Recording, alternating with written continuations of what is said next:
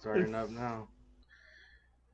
What's up, everybody? Welcome to Dat Wrasslin podcast. This is episode 23 with your boy Soulamazin. We got Ben Rivers and Sheepshifter in the house. What's up, guys? Really Hey, good. what's happening? Streetkilln is not with us tonight, but he is always with us in Yep. spirit. Because he's course. a He's off watching the new premiere of that new Mark Wahlberg movie, Mile 22. He actually got VIP tickets Got to to do the everything for Mark to the Wahlberg. opening, so Yeah. he's hoping to get that autograph he's been Definitely. longly awaiting. So good luck to him on that. Yeah. So let's go ahead and start off with Monday Night Raw. We kicked off the show with the new #1 contender, Roman Reigns, coming down to the ring. As always. Hold on, wait. The show started with Roman Reigns? That never I happened. know. It actually did. It was a bit of a shocker. That's new. It That's a actually breath did. of fresh air. I like to see these new things that we've never Oh seen yeah, before. well you go ahead and you can get on that on Monday Night Raw So it's refreshing to see Roman Reigns open every up, week.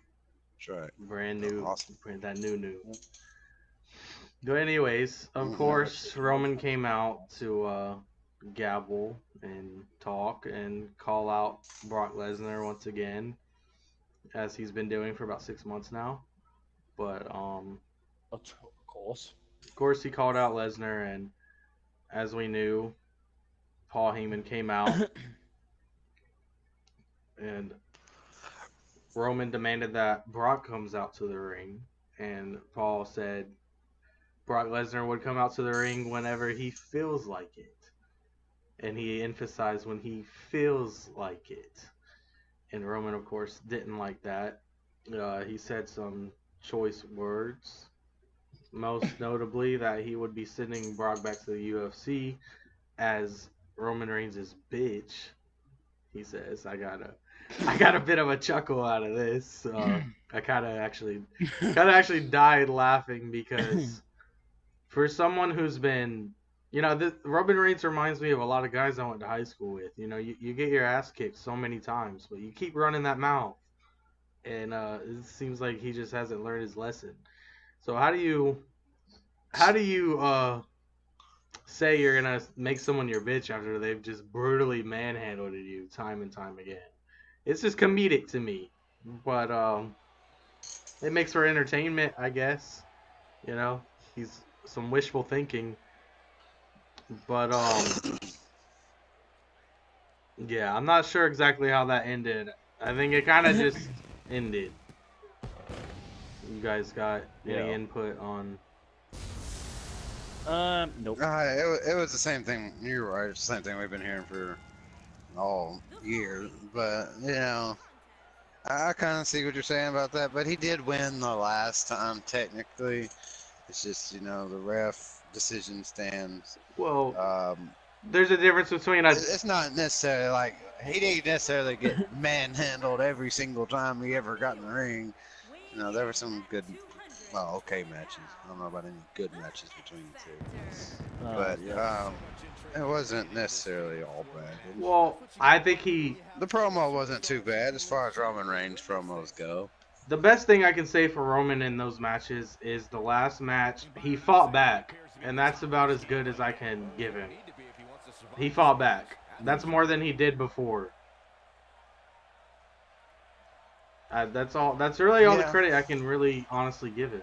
He fought back. He stood his ground a little bit. And he did, on a technicality, win, technically. But there's a difference between a technical win and just getting your ass kicked. And that's why I say it's comedic to say you're going to make someone your bitch after they busted you open, you're covered in blood a few months ago. And now you're going to make them your bitch. At WrestleMania. That was actually at the Greatest Royal Rumble I'm referring to. But I got nothing else to say on that subject. It is what it is. Yeah. Yeah, I know that I have been going to say this about every single Roman Reigns thing I was talking about. It's just the amount of opportunities he's getting. It's just, I wish that he would like, just go straight back just to the back of the line, just let someone else like have their opportunity. Like, how many times have we seen this? Yeah. Like, continued feud happening all the time. Like Roman Reigns versus Brock Lesnar. Like if someone wins over Roman Reigns, and then next night Roman Reigns gets an opportunity that he does not deserve. I agree. And that's like Personally, I agree. But the thing is, Roman Reigns he's their guy. He's Vince's guy. He's the man they want to push in that stardom, and they're gonna make it happen whether we like it or not. They're gonna shove him down our throats until we finally accept it. It's just the way it's gonna work. They're gonna keep on revamping it, have him come out, do this, do that, lose here, but build himself back up and win over here. And until the crowd finally reacts the way they want them to, which we'll talk more about that at the end of the Raw recap. Yeah, definitely. This is what we're gonna get until we finally just agree with it. But we can cover that more at the end of the show. Let's move on. The first match of the night: Finn Balor versus Constable Corbin yet again. If I'm not mistaken, didn't Finn Balor just defeat Constable Corbin at Extreme Rules? Yes. Yeah, this was their basically the trade match so that they can have what's the thing called when they have basically a tiebreaker match. It's got a name. Rubber match. If it was any other time, I'd know it's rubber match. Yeah. So it's to build up to a rubber match. They had to, unless they were gonna just have it go one way and the other. You kind of want to trade wins so that it doesn't look like it's just one-sided the whole time. I understand that, but it doesn't really help. It doesn't hurt. Well, it doesn't really help Baron any more than it helps. Yeah, I got you. I understand what you're saying. It's hurting Baron. It's hurting Finn Balor more than it's helping Baron Corbin. Because people. That's what I was trying to It's say. a situation where the fans aren't, proud of Baron Corbin, happy that Baron Corbin got a win over such a big superstar. They're angry about it. It's actually making them dislike him even more. So it's not doing him any favors. Well, it is not necessarily helping Finn Balor either to lose to someone like Baron Corbin. Yeah. So I think that's what you're trying to. Is that kind of? Yeah, Baron Corbin already has the heel and Stephanie McMahon and the authority behind him. So at any time he can pull that. He doesn't need a straight up victory. He doesn't need a victory that's not a clean victory. He doesn't need that. He need, if any kind of victory he gets, needs to be from some kind of dirty, underhanded tactic. I agree. Yeah, just like what Finn Balor did to him in Extreme Rules. I did the whole thing. And I'm a huge Finn Balor fan, and I feel like he deserves better than a rivalry with Baron Corbin, especially if he just beat him at a pay-per-view. So why turn around and lose on a weekly show? That should have just basically ended it, in my opinion. But yeah, definitely. I mean, who am I? And remember that. Yeah, and remember, Finn Balor is a former Universal Champion, but if the WWE actually want to give Finn Balor a big push, just have him go for the Universal Championship. That's I think that's how what the majority of people want to see happen is him going for that title. Well, hopefully we'll get that he and sometime next year. Those build up into that. Yeah, I'm actually just gonna get something just for my throat because it's really hurting me right now. I'm gonna get some water. I think that's it, guys. Okay. Steve, you got anything else on this situation? No, not really. It's but what I said is pretty much all I've really got on it, to be honest. Yeah. All I can say is I hope for better for Finn in the future. I mean, it's just crazy to say that he was the first Universal Champion and now he's doing this. It's like did his time come and they just took it from him, or is he gonna get another big moment? Is what I'm worried about. At least he's on TV in a feud. Yeah, well, of course. You know, at least he's not, you know, jobbing it, or I mean, I guess you could say that was kind of jobbing it, but it's not really. You know, you're still in it's a predominant storyline. Yeah, and he's especially considering that he's like the authority figure now, so he's got a lot of pull. yeah. All right. That's very true. So yeah. So we can move on. Next, we had Natalya versus Alicia Fox, and Natalya was accompanied by Ronda Rousey, who's no longer on suspension.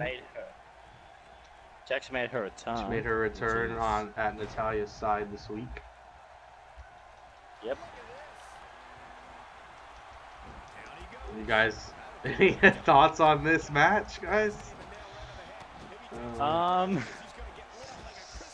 I don't know. Like Ronda Rousey coming back just to, you know, to like accompany Natalya.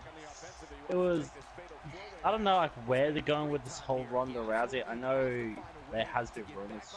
I was about to ruin the rumors, but alright. She might be winning the title and having a whole feud with Natalya, but I don't know, like where this match comes from. Wait, is this Alicia Fox returning to the ring or something? I believe so. I think she was.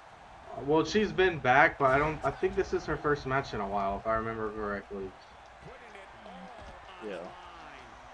But I like Alicia Fox. I don't know how you guys feel about Alicia Fox. I think she's kind of a breath of fresh air, if you would say, in the women's division, because she's so different from the rest of them. Yeah, there's that. And I mean, she's not terrible in the ring. I think that she doesn't get opportunities really to have a full length match to really showcase what she can do. But from the little bit that I see, I think she has a lot of potential. I think she actually could put on a good match. She has a unique like size to her compared to the other women. She has the long legs and long arms. I feel like she could do some stuff, you know. But she did get a big win here against Natalya. I mean, Natalya's not nobody. She was just SmackDown Women's Champion not too long ago, so it's pretty good win for Alicia Fox, I guess you could say.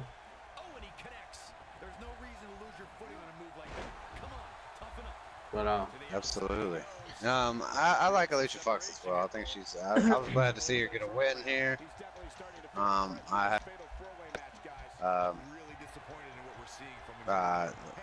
The whole storyline, I'm like, whatever. It's not really that. I'm not really that attached to the storyline.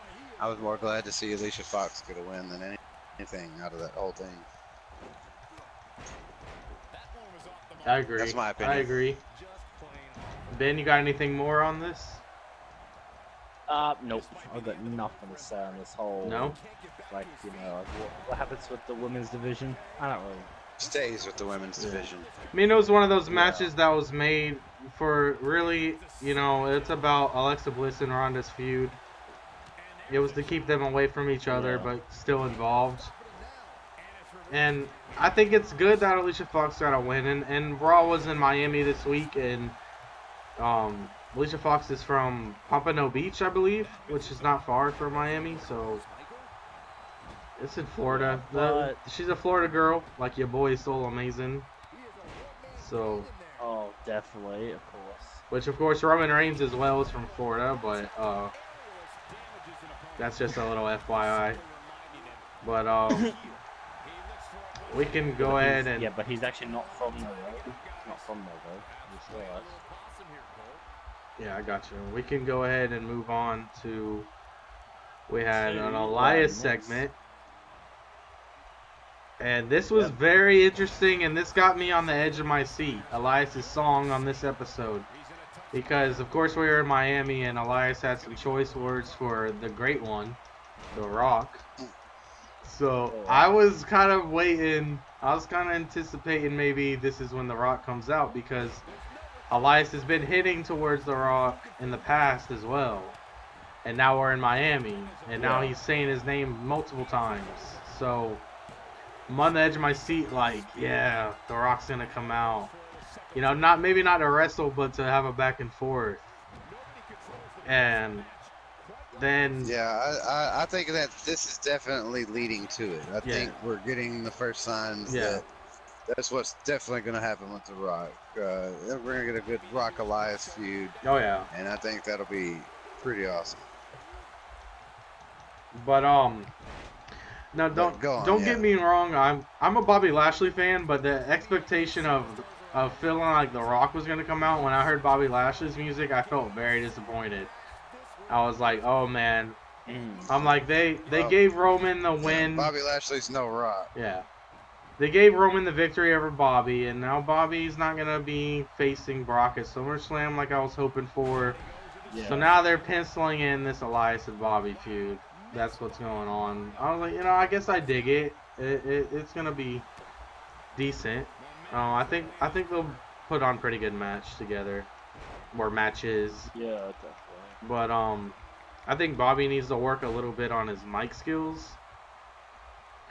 He's sometimes he says stuff that has like that kick to it, like the pun to it, but he doesn't deliver well. His voice is real soft toned, and he speaks like he's not very confident in what he's saying. Like, it's almost like they just handed him a script right before he left to come down the ramp, and they're like, here, this is what you're gonna say, and he's out there like like he's forgetting what he's saying. Like, that's the way I interpret the way he speaks. Like, he's nervous. He is not very informed. Yeah, definitely.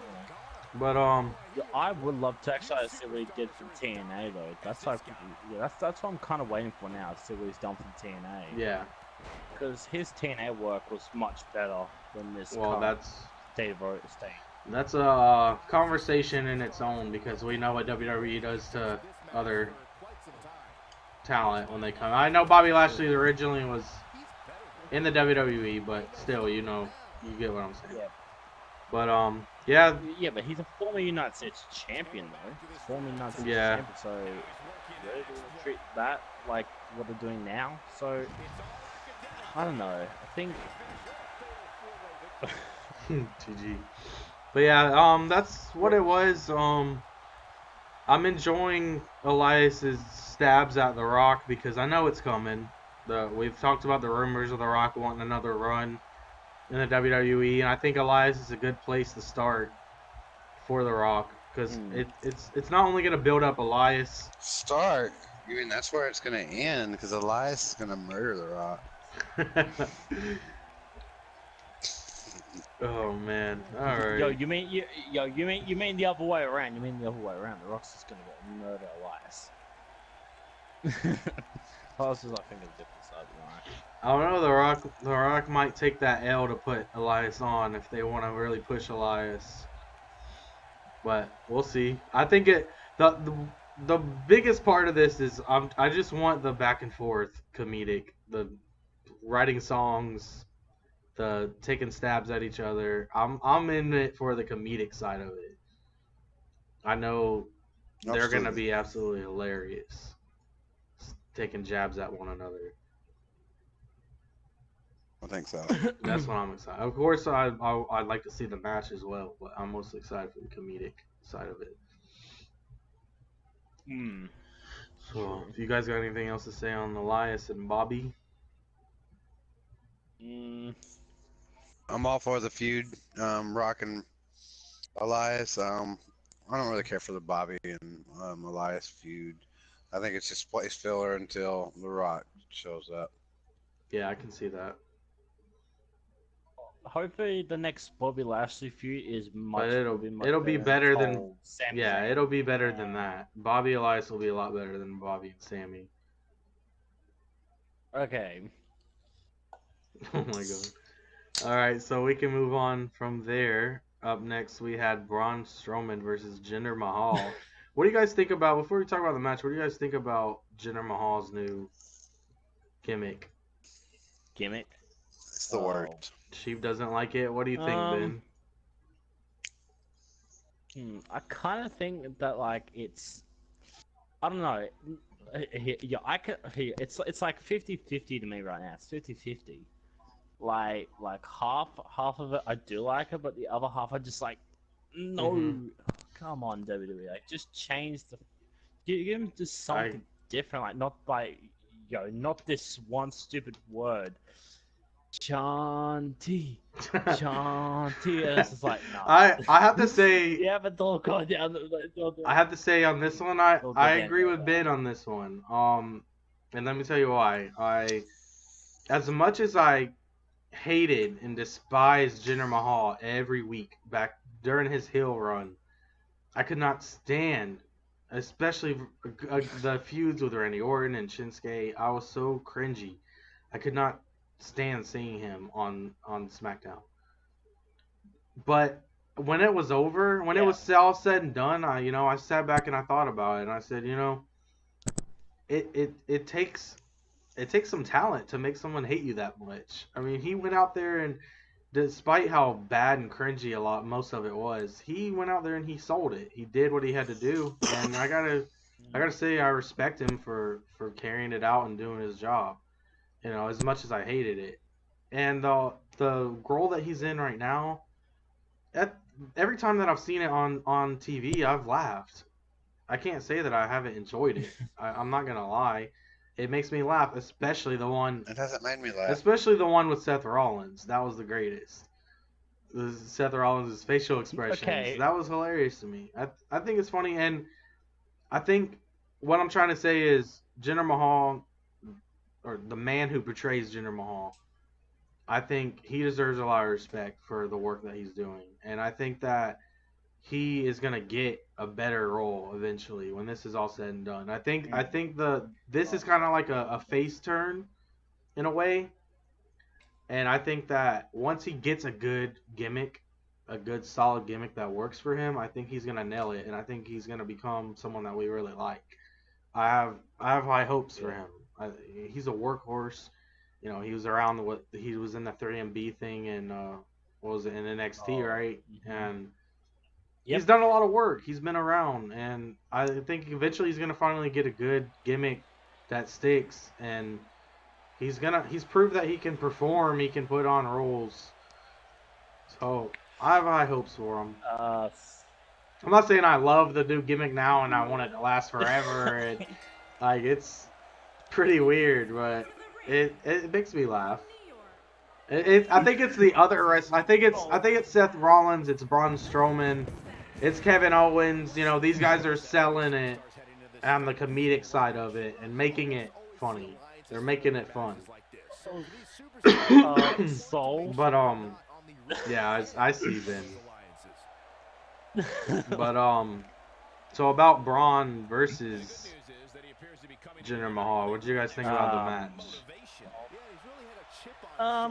It was a little bit of it was an okay match. Like, having like Kevin Owens out there just to try and distract Braun Strowman. I think that since this has actually come up to be, hopefully, I don't know about Braun, this whole Braun Kevin Owens situation, but as you have actually been saying before, so I could see it, Braun Strowman and Kevin Owens becoming a tag team after this whole feud is finished. That's where I could kind of see it come and go, but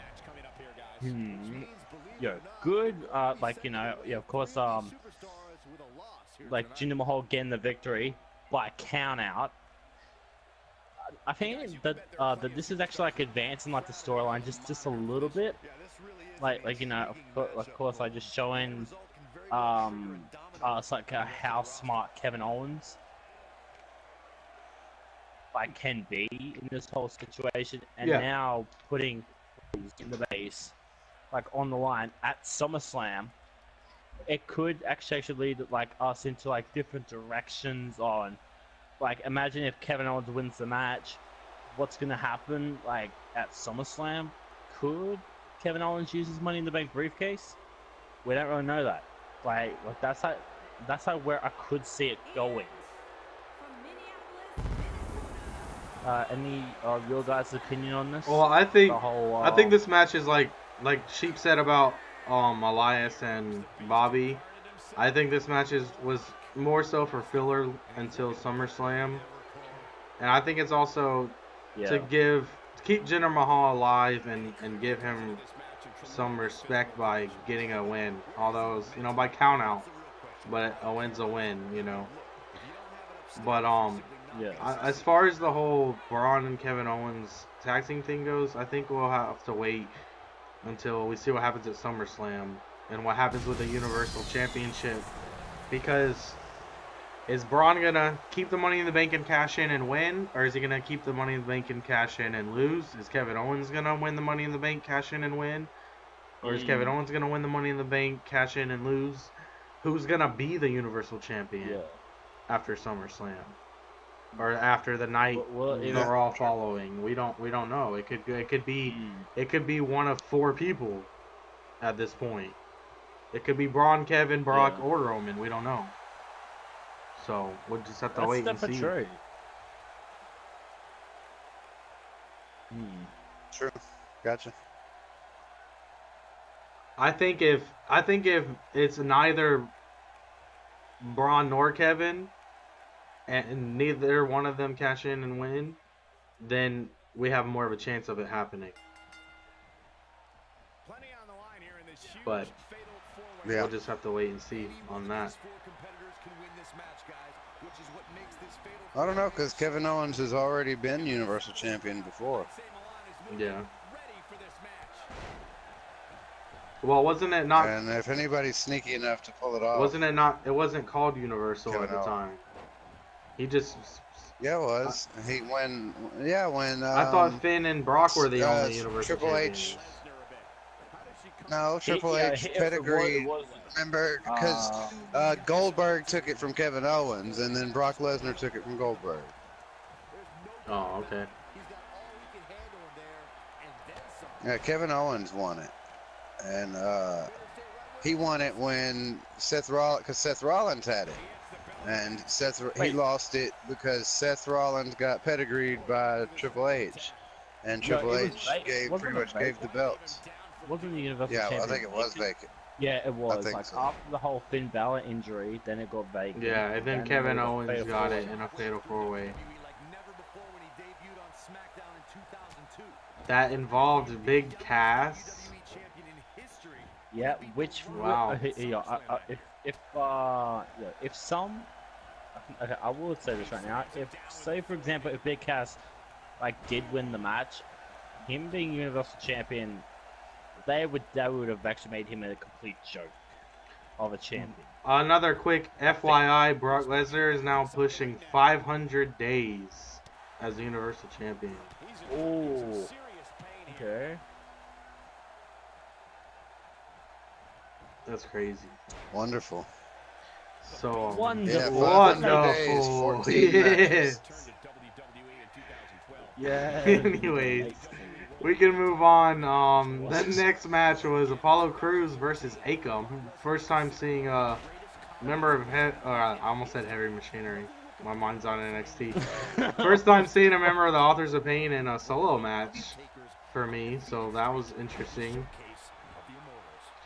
And also, Apollo Crews defeated Akam in a one-on-one match. So, like we were talking about, Sheep mentioned before, the last time that Apollo and Titus came out, they kind of got the jump on Authors of Pain, had them running.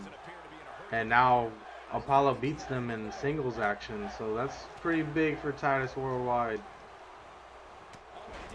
It's definitely big for worldwide. Worldwide?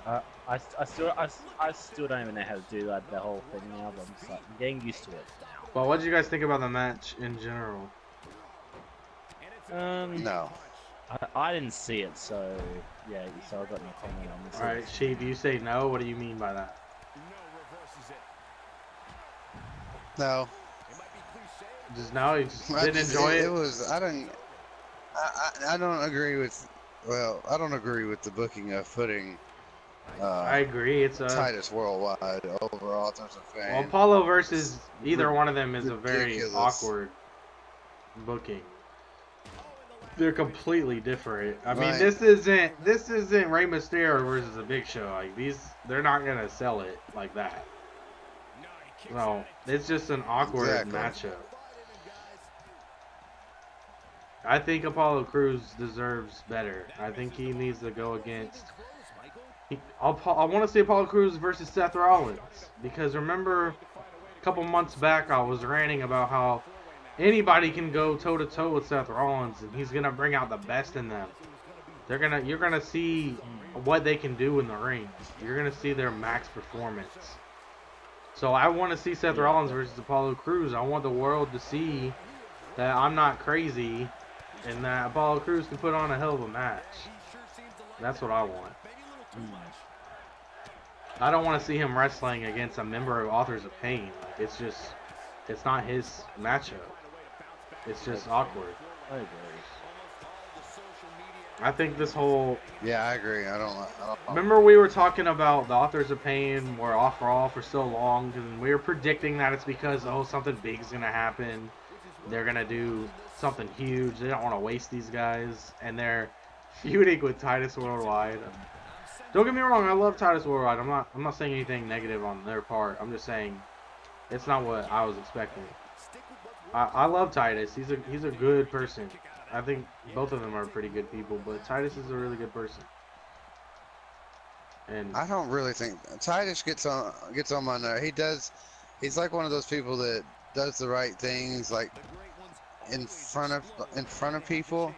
But he also, like, I watched the ride along that he was in recently, and a whole bunch of stuff. He can be kind of a prick. well, Like, he points out stuff, and he can be really rude to people. Like, I'd hate for you to see how I act outside of YouTube. You'd be like, who is this guy? This guy's an asshole. Damn it! no, I mean, like, okay, I watched the ride along, and like to Dana Brooke, like, he was like just kind of being a jerk. About certain things, like that weren't really that big of a deal. Like, if he doesn't like something or he doesn't, it's hard to explain. I just don't like his personality. I understand. From what I've seen of him on a personal level, like, I get that he does the right things, and he, does the charity work and all that stuff like that. But for some reason, that doesn't seem. It seems like a facade. It's just for cover, for show. It's just to maintain the. Well, you never know. It's hard to impression. judge who a person really is off of a TV show, regardless of how they're acting. They Yeah. might just been in a bad mood at the time, or they might have been doing it on purpose because they know the camera's on them, so they wanted to get that kind of a reaction. I mean, you never. There's all kinds of traits to it. Yeah. I mean, you could see, you could meet me in person for the first time and meet me on a bad day and see me going off on somebody or something, and you judge me off of that one situation and think that I'm a crazy asshole. You know what I mean? But that's not how I am every day and all the time. You know what I'm saying? I don't judge people off of. Oh no, it's more than once. There was like a thing where Natalia was trying to do something for her sister, and like he was like wanting to get paid for it, and it was like a friend asking a friend for something. Maybe women just get on his nerves. There's nothing wrong with that. I can relate to that. I don't know what it was. It's just he rubbed me the wrong way. It was a personal thing. I don't like his personality. I got you. Yep. So that's all I have to say about that. All right, so we can move on from that subject now and on to Seth Rollins versus Drew McIntyre. What did you guys think about this one? By disqualification, it was a really okay. I will say this right now: every Seth Rollins match is freaking good. I'm just saying, but the way how it ended, though,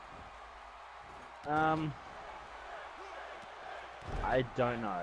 Like in that disqualification win, that's gonna be I want to get your guys' opinion on this. Of the whole, Well, it's about what you could expect. I mean, everything's been disqualification from Drew and Dolph. count outs. Yeah.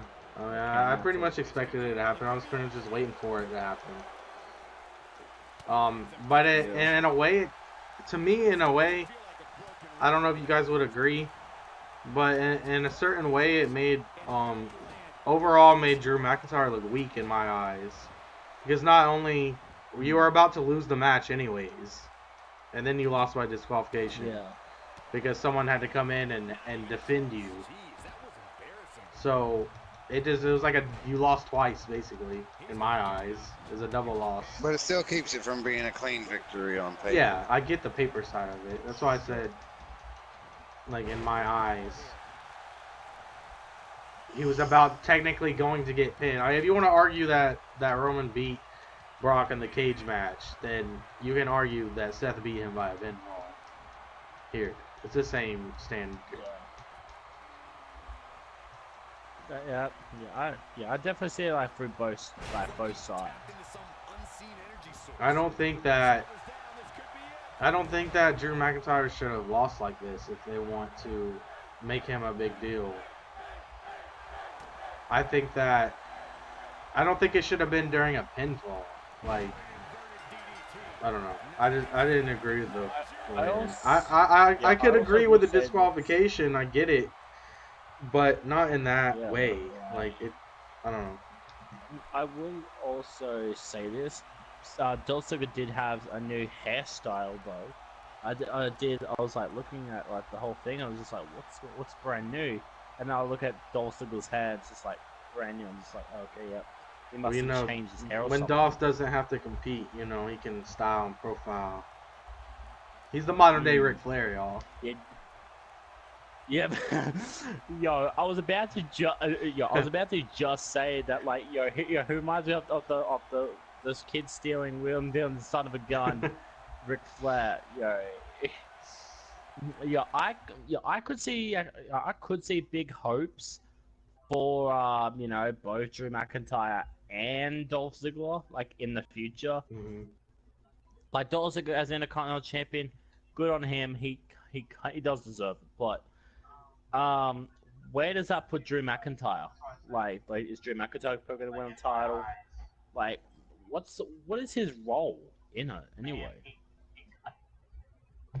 Is it like just to be like a little bit of a bodyguard or something? You're speaking on Drew McIntyre? Yeah.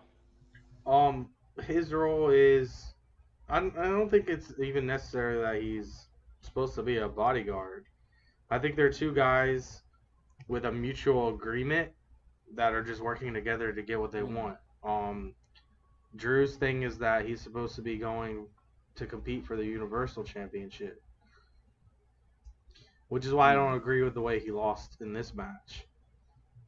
That's what he's been talking about every week. Now that Dolph is the Intercontinental Champion, I'm going for the Universal Championship, and we're gonna run this company because we're the workhorses of this company, and we're what real superstars look like, and we're gonna be the champions, and we're gonna be the faces. We're gonna lead the WWE. But then you have to have Dolph break up a pinfall because you're about to lose. I don't see where it fits.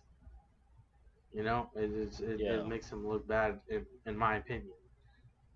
But I don't do the writing. So, you guys got anything else on that? Nope. It would be good to see him as Universal Champion. It definitely would, but I just don't think his time is good at the moment. It's like right away. Maybe next year, following year. All right, up next we had the Deleters of Worlds versus the Revival, and I would love to just skip this, but you guys can go ahead and talk about it. Number guys, I didn't even see this match. So well, it started off with the B team getting interviewed, and then of course the Deleters of Worlds interfered, and Matt Hardy did his spew, and They spoke on how they're gonna get their titles back and so on and so forth. And then I was actually into this. I'm still into the B team and the Deleters of Worlds. I'm not quite over it yet. It's still entertaining. You know, I love Matt Hardy. The Hardy Boys are my favorite tag team. I think I say this every podcast. But then the Revival's music hits, and it just, even now, I just get a sour feeling in my stomach. I'm just, why? Why them? Why do they have to come out and ruin something good? Like, God, I just see Scott Dawson's stupid face, and I get mad. I can't. I just can't. And then, to make matters worse, we get an impromptu match between the Revival and the Deleters of Worlds, and the Revival wins. They beat Matt Hardy and Bray Wyatt. Yes. Why? Shut up, Sheep. I know you're just waiting. I'm okay. Why? Let's just say this. So I am a little bit happy that WWE is finally pushing the Revival, because okay, let's just face it. Since actually coming down to Monday Night Raw, what have they been doing? Losing matches, and now finally like they're getting this big push. I could see the Revival becoming the next Raw Tag Team Champions. Here's my thing about the Revival. They could be good, but they're not allowed to. They don't let them do what. The thing about the Revival is they are a good, old school tag team. Yeah. They're supposed to be the tag team that uses like the Arn Anderson and the Four Horsemen, those type of tricks where they focused on one body part, and they really did a whole bunch of damage to this one body part, and that would make them unstoppable because they would just focus on like the left leg of one guy, and by the end of the match that guy couldn't walk because his left leg was, you know, so messed up. If they would stick with like a gimmick like that where like that's their thing, like they focus on like just one part and they debilitate an opponent and they stick to it, you know, I could get behind that, but they really don't have anything that makes them stand out other than, you know, they look racist. Remember, they did beat Bobby Lashley and Roman Reigns. That doesn't make them stand out. That's not a gimmick or a personality trait. This isn't the 80s. I'm sorry to say that, but they don't fit in this generation. I get what they're trying to do, but I do get what they're trying to do, and I agree that if they were performing it at the max, then maybe it would be a little bit better, a little bit more believable. But it's like you said, they're not really doing it. They're doing it, but they're not really doing it. So it makes it even more boring. And they're both cringy on the mic. I don't think they deserved a win over Matt and Bray this early. Especially Matt and Bray. Well, I don't think Matt. I think Matt and Bray are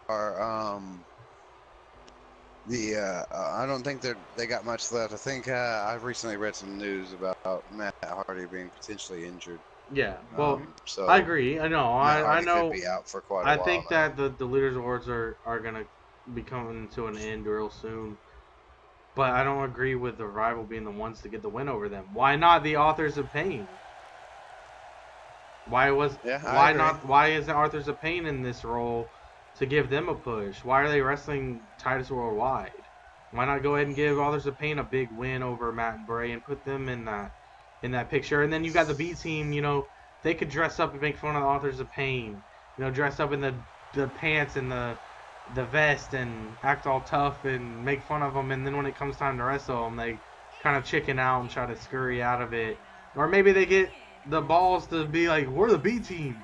We're going to go out there, we're going to beat the Authors of Pain and get all hyped up and then just get annihilated. Like, you know, make it funny. Make it a good, funny rivalry. Like, that's what they could be doing. Not having the Revival beat the Deleters of Worlds. This is just sickening. Like, what are they really going to do?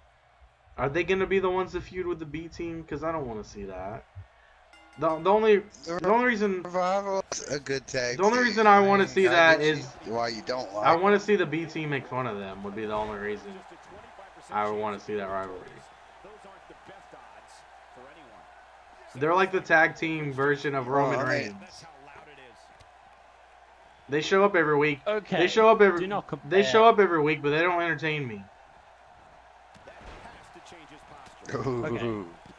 Can I say something? They are kind of they're I'm just kind saying. of boring I'm just as saying. far as they don't have a thing. They don't have that thing that makes me like, like Tommaso Ciampa's got that, amazing like just evil thing that you just don't understand but you hate. And everybody had something. Enzo had great rings, mic skills. He had shit ring skills, but he had great mic skills. Mhm. So, but they don't stand out to me in that regard. But they do have an advantage in that a very, very, very, very large portion of wrestling fans probably look just like them.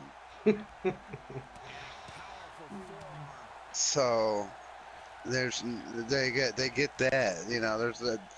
They're gonna have fans regardless. Because that's just kind of, they'll be like, oh, they're just some good old boys. They just go hard all day, all night. They should get a stable with Baron Corbin and Roman Reigns and call it a night. Yo, imagine them actually like being a tag team with Bobby Roode. Oh, I hate that. Where did that Bobby come from? Roode? Yeah. Yo, it was in the chat. I just saw it. You know what? Never mind. We'll wait we'll waste too much time trying. Yeah, to... let's just move It was on. it was a happy network. I could bash these guys the rest of the night. Sorry. Well, Sorry. You love the Sorry, revival. not sorry. Our only problem is, dude, I do love the revival. Which they That are. is, which they're one you're of my right. favorite That is a teams. problem. They go hard. They do go hard. And I hope in your case they do something good. Then I hope the fan in you is happy. They did put in their work, so they deserve a shot. Well, I they understand.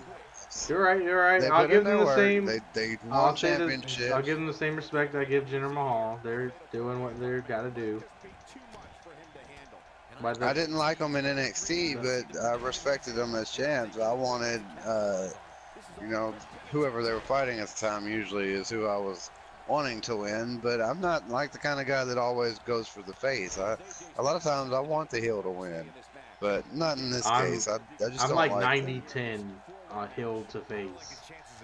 I'm usually pro heel, but not this kind of heel. Not this boring, dull, terrible facial hair heel. Not digging it. That's just your own opinion, Yes. That's your own. That's my opinion. And I do respect that. That's what podcasts are, Ben. Yeah, we're all just giving our I opinions. respect your That's kinda opinion. how they I do work. respect your opinion, but I'm just saying the revival could be the next, next tag team champions. They very well could be. They very well could be. Remember, dude. Remember, if the B team can be a champion, so can the revival. That's all it is. Yep. Just saying. All right, that's true. And let's go ahead and move on to Sasha Banks and Bailey versus the Riot Squad. Oh no! Can we skip?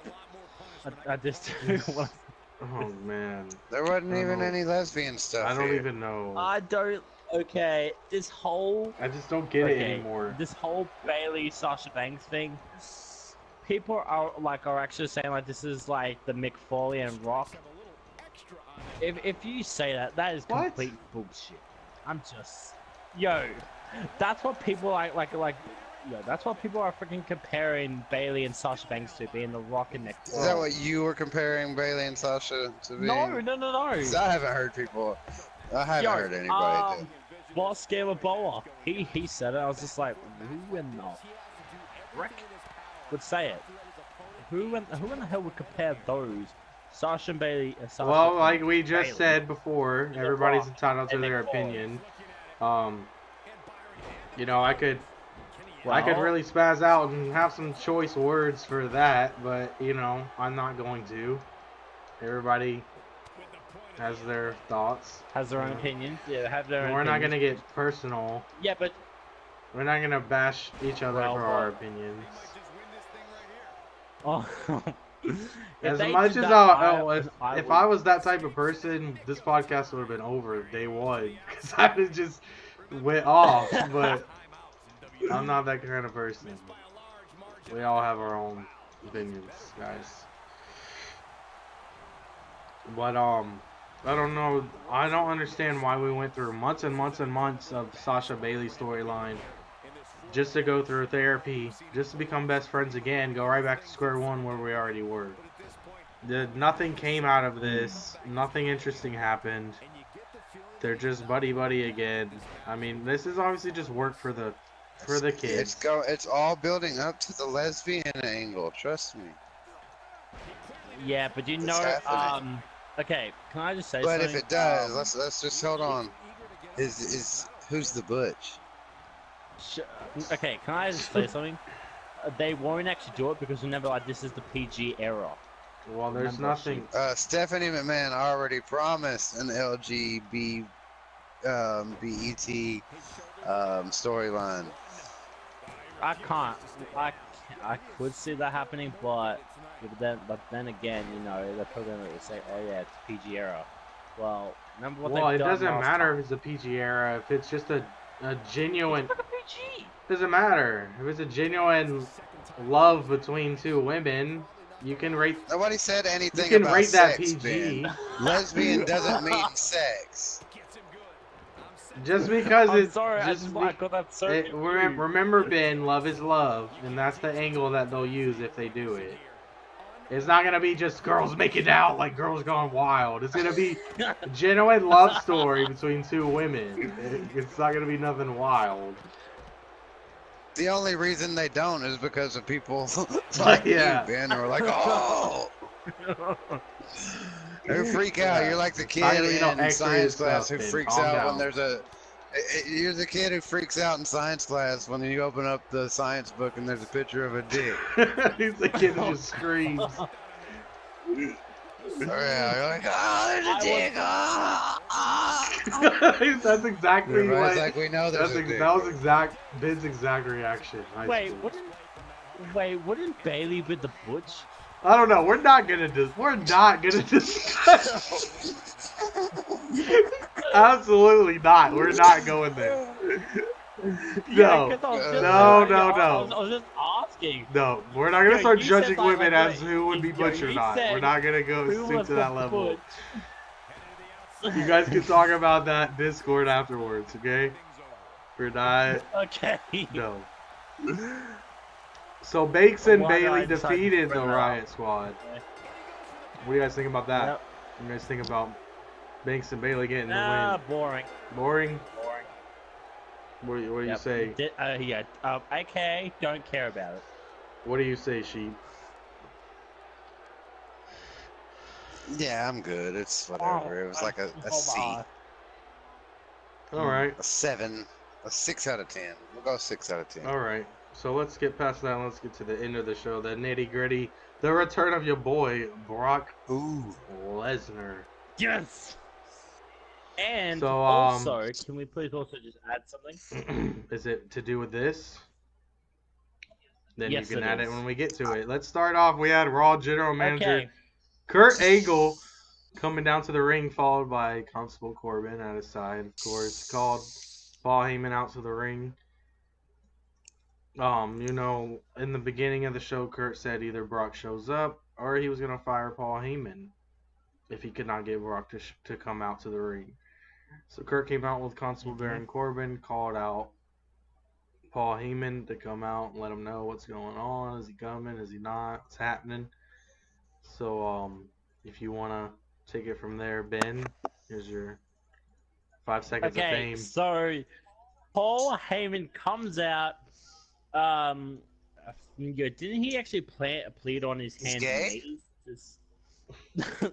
Did he plead on his hands and knees just to not fire him? And then once he did that, out comes your boy Brock freaking Lesnar, the WWE Universal Champion, and cuts one of the most don't even know about this whole damn promo, but he F5s Kurt Angle.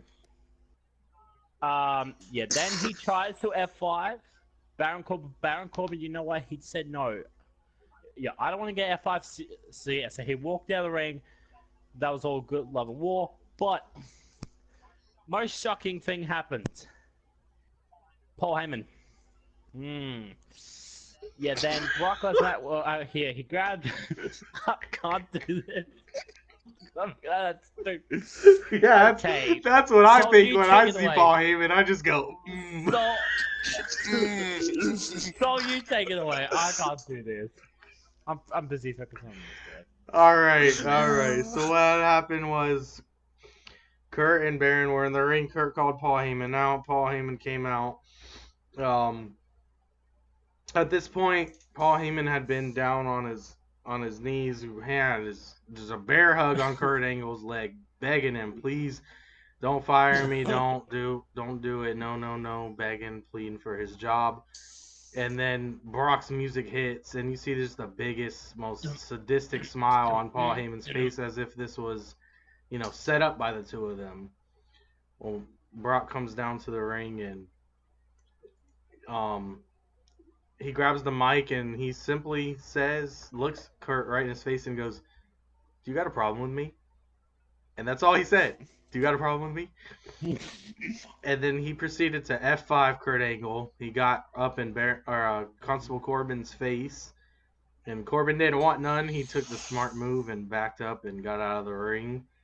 Mm-hmm. And then Brock took it upon himself to go after Paul Heyman. Straight after. And he grabbed Paul Heyman, pushed him down onto the ground, and proceeded to choke him. And Paul Heyman screamed, "I can't breathe, Brock! I can't breathe!" Pleading, I can't breathe, Brock. I can't breathe, Brock. Can't breathe. Oh god.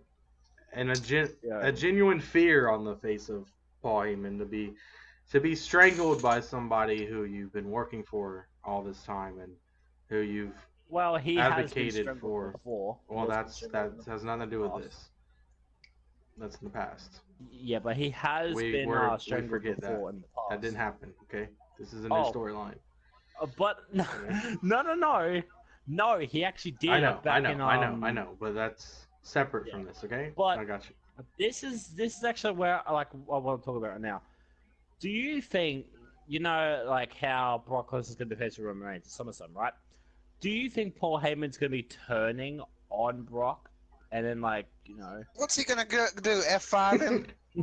No. Well, no. Turning on you're distract the referee or something. I hope not, because I'm sure Saul would love it, but I want the title to change clean. I don't want any bullshit or garbage. Oh well, you can kiss that goodbye, Sheepshifter. That's not happening. Yes, Jake. Are you serious? Yes, you can keep. Yes, you can kiss that goodbye. Have you ever watched the WWE before? Do you know who Brock Lesnar is? I have. Do you really honestly think that anybody's gonna get a clean victory over Brock Lesnar? Come, you're out of here. Goldberg did.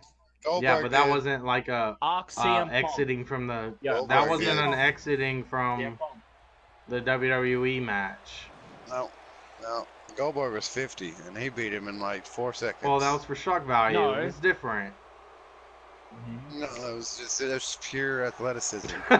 Well, the only problem is, remember, CM Punk. Okay. No holds barred, right? No. Well, this goes back to what Street had said before. He was expecting the Roman Reigns heel turn, and for Paul Heyman to turn on Brock Lesnar and help Roman win back when they wrestled. Wasn't it WrestleMania that Street was talking about this happening? And it was a huge shock that Brock Lesnar ended up winning.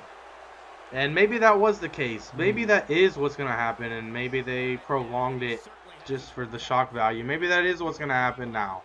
Or maybe, just maybe, they're pulling the wool over our eyes again, and Brock's going to actually win again.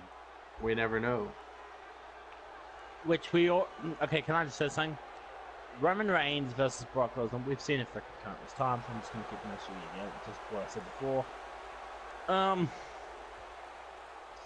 We all know who's probably going to walk out as SummerSlam Universal Champion, but Yeah, It's everybody just like knows Braun Strowman's walking out as it's Universal Champion.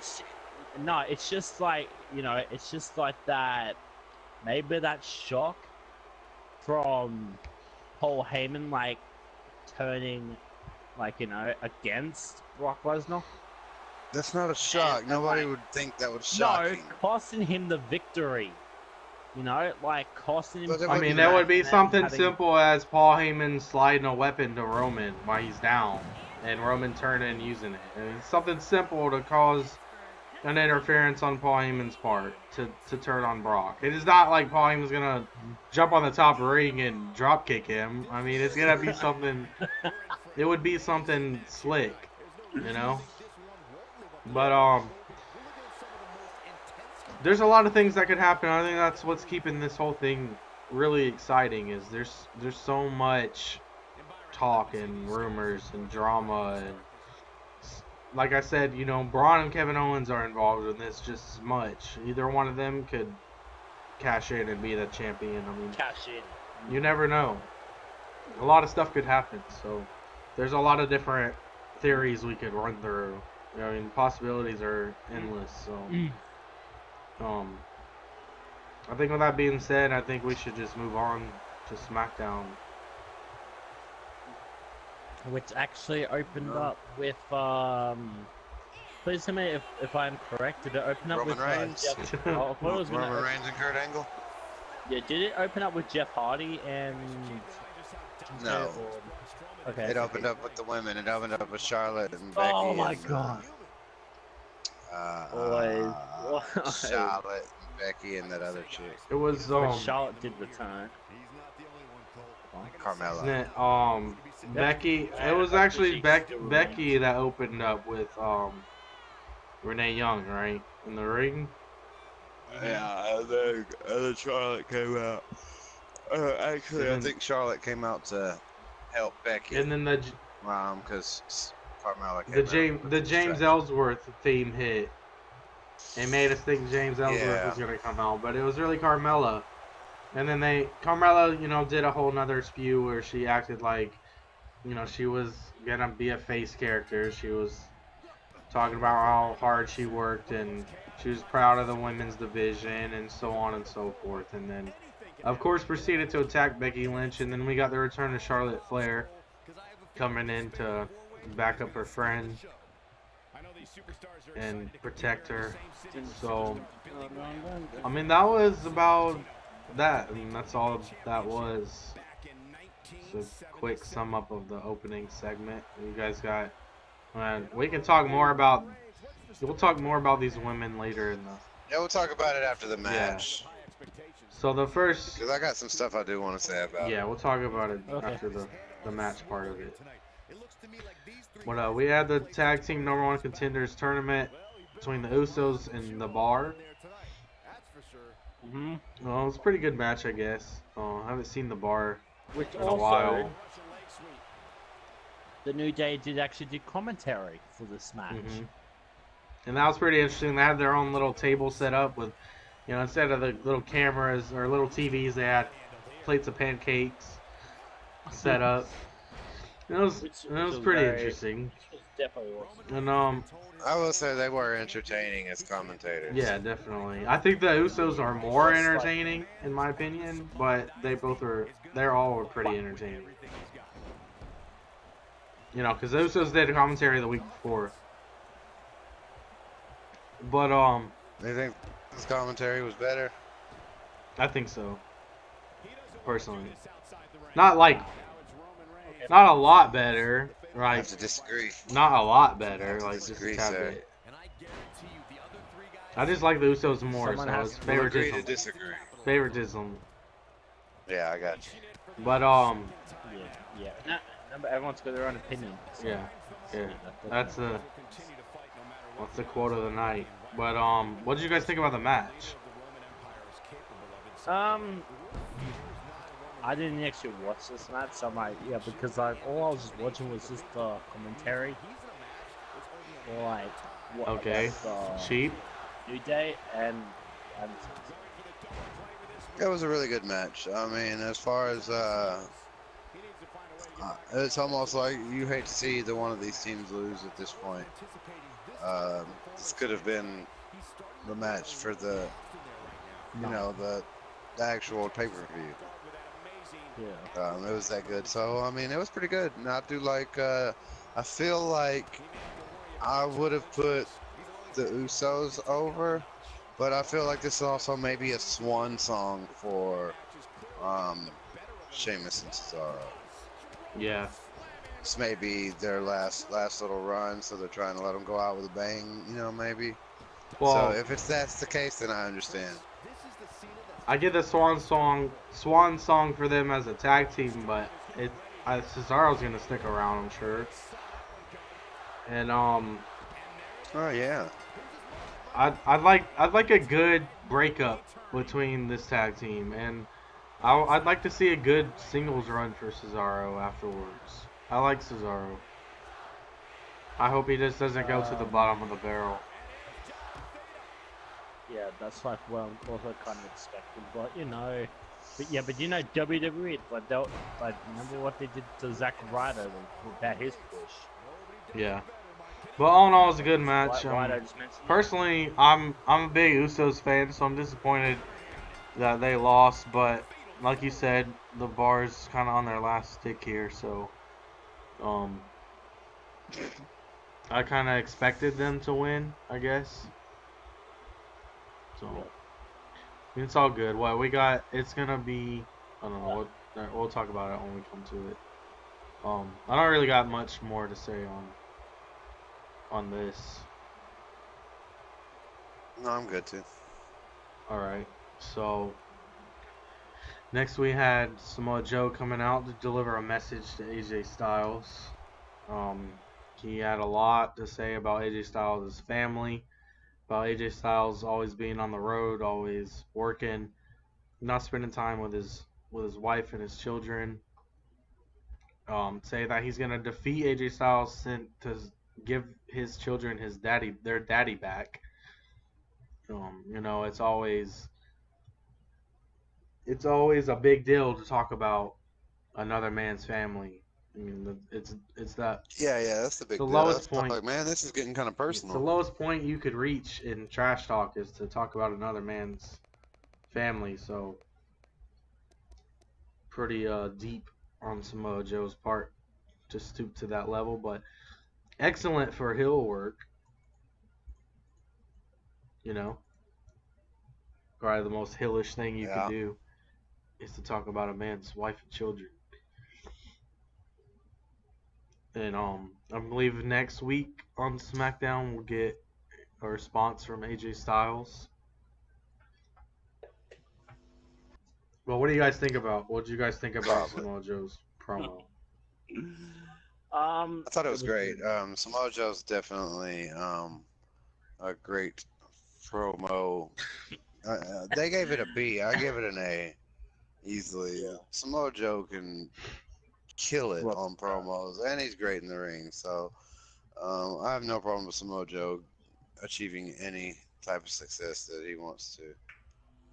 I agree. I think he'll go far. I would have liked to see. I would have liked to see Samoa Joe wrestle Brock Lesnar and at least like a good 15-minute match. I would like to see that. But Samoa Joe. You ruined it, Ben, because the whole beauty of the thing was that nobody was talking about it, and it just happened, and then you had to go and talk about it. But wow. You know, Samoa Joe's actually one of my favorite people in the WWE. He's on the top of my list, and I definitely want to see him win a championship run.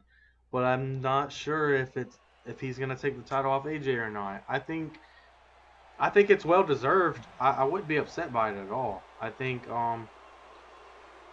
to be honest, AJ Styles is getting a little dull right now as champion. He needs a switch up. He needs to turn heel. Yeah, I think I need a break. He needs to turn heel or just lose the title for a little while or something. Because it's just him and Brock have been the champions forever. And even though AJ Styles my thing with AJ is that as well, as anticipated as they were for AJ Styles, Shinsuke Nakamura, Randy Orton, you know, everything else, none of them really delivered on the promise. You know, none of the feuds have been what they should have been. You get what I'm saying? Yeah. I like AJ Styles, but none of these feuds have been.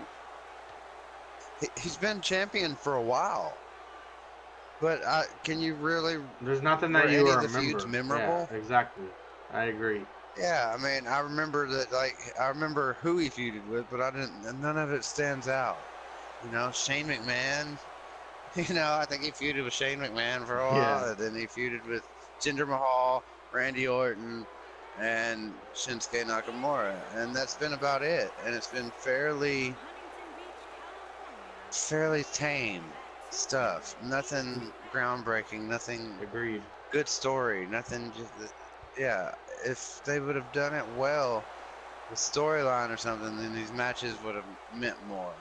And I would be more invested in AJ Styles. But right now, like, there's a lot better things on. There's a lot better things on SmackDown. I'll tell you than what. AJ, When you have, in my opinion, when you'll feel even more that way. When you got a chance to go back and look at some highlight videos from TNA from AJ Styles, and you're gonna be like, "Why are we not getting this? This is incredible, absolutely amazing." right? Look at that. You can look at footage between him and Samoa Joe back in TNA, and you're gonna be like, "Wow!" And I guarantee you, we're not gonna get nearly the same from the two of them.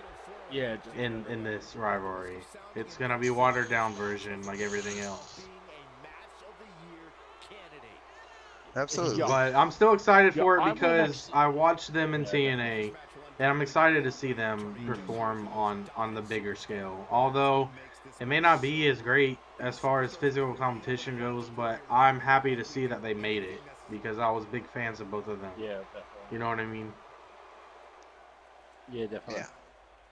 Yeah. Yo, Samoa Joe and AJ Styles in TNA, they literally actually blew like the roof down. But now in the WWE, I just, I don't know. I've just got my work cut out for it. I just don't know what we could be expecting. But like whatever we do expect, someone is probably gonna interfere. I don't know. Yeah. So that's what I usually always say, like every match. But I don't know. Well, I think Samoa Joe, AJ Styles is definitely a dream match. definitely, and I would like to see Samoa Joe take the title from AJ. I would like to see it, not because I like him better than AJ or I think AJ's boring. I just think that he's had the title a little too long, and like Sheep said, nothing's happened that we're gonna remember a year, 5, 10 years from now. I mean, it's not AJ's fault, but it's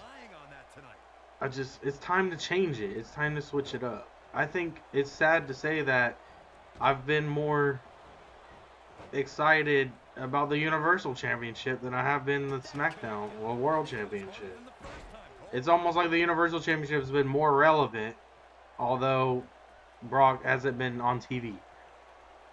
Okay. The Universal Champion You're is... pushing it. Yeah. Well, the original... Why did I just say the original when you said that? But the Universal Championship, I'm going to say this right now, when Brock Lesnar was not there, it made it more irrelevant. Did it though? But, but not... But did it though? Yeah, it actually did, because like... But how many people AJ Styles, have been talking about AJ Styles in the World Championship? Okay. How many people are... Check Yeah. Twitter. I mean, can I say something? how many people are ranting and raving over I it? even will say this right now.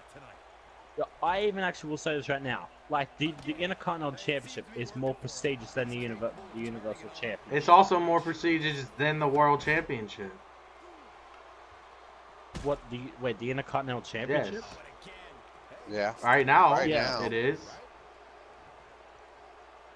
Yeah, but I feel like one of the worst feuds now is like getting talked about is the Samoa Joe versus AJ Styles. Well, exactly. Now, That's what's getting yeah. more attention. Right now, since Samoa Joe was named as AJ's #1 contender, now I feel like it's more important than what was going on before the Universal title. But until that, I still feel like the Universal Championship was more relevant than AJ Styles World Championship. I do. I think it was. I think that more people, whether it's a positive or a negative, people were still talking about the Universal title a hell of a lot more than they're talking about the World title. Especially towards the end of the AJ Shinsuke feud. It was like, okay, whatever. They've wrestled 7 times. People were still emotionally involved in the Universal title, bringing it relevancy. I'm talking about the definition of the word relevant. I'm not talking about how many times it's been defended, how many times you see it on TV. I'm talking about relevance in the media. How many people are sitting around at home talking about it? How many people are sitting around talking about AJ Styles in the world title? Like, really? Like, do you really think people have been hyped up for it? Like, excited? Like, waiting? Like, no. People have been talking about Brock in the Universal Championship because they're so angry. Because they're pissed off because Brock's not showing up. So they're saying, we want this asshole to drop the title. Who's going to do it? Who's going to be the next #1 contender? That is called relevance. That makes it relevant because people are discussing it. Okay. Yeah, I will say this right now, like, just because, like, I'm an absolute big Roman Reigns hater. Yeah, but do you see, like, anyone is, like, literally now talking about Roman Reigns versus Samoa Joe? Like, why does just put Samoa Joe in that sentence? Great. Roman Reigns and Brock Lesnar, do you think anyone's talking about that? Yeah, there are some people talking about that, but literally, you know, like, if say, for example, if Roman Reigns does win the title, is anyone going to remember that? No, because after he wins it, someone's going to cash in and like just take the title away from him. You don't know that. That's what I mean. Well, that's what I could. Yeah, that's what I think. A lot of people are actually expecting that to happen. But it's still, at the end of the day, regardless of the results, it's still screaming the Universal Championship is relevant.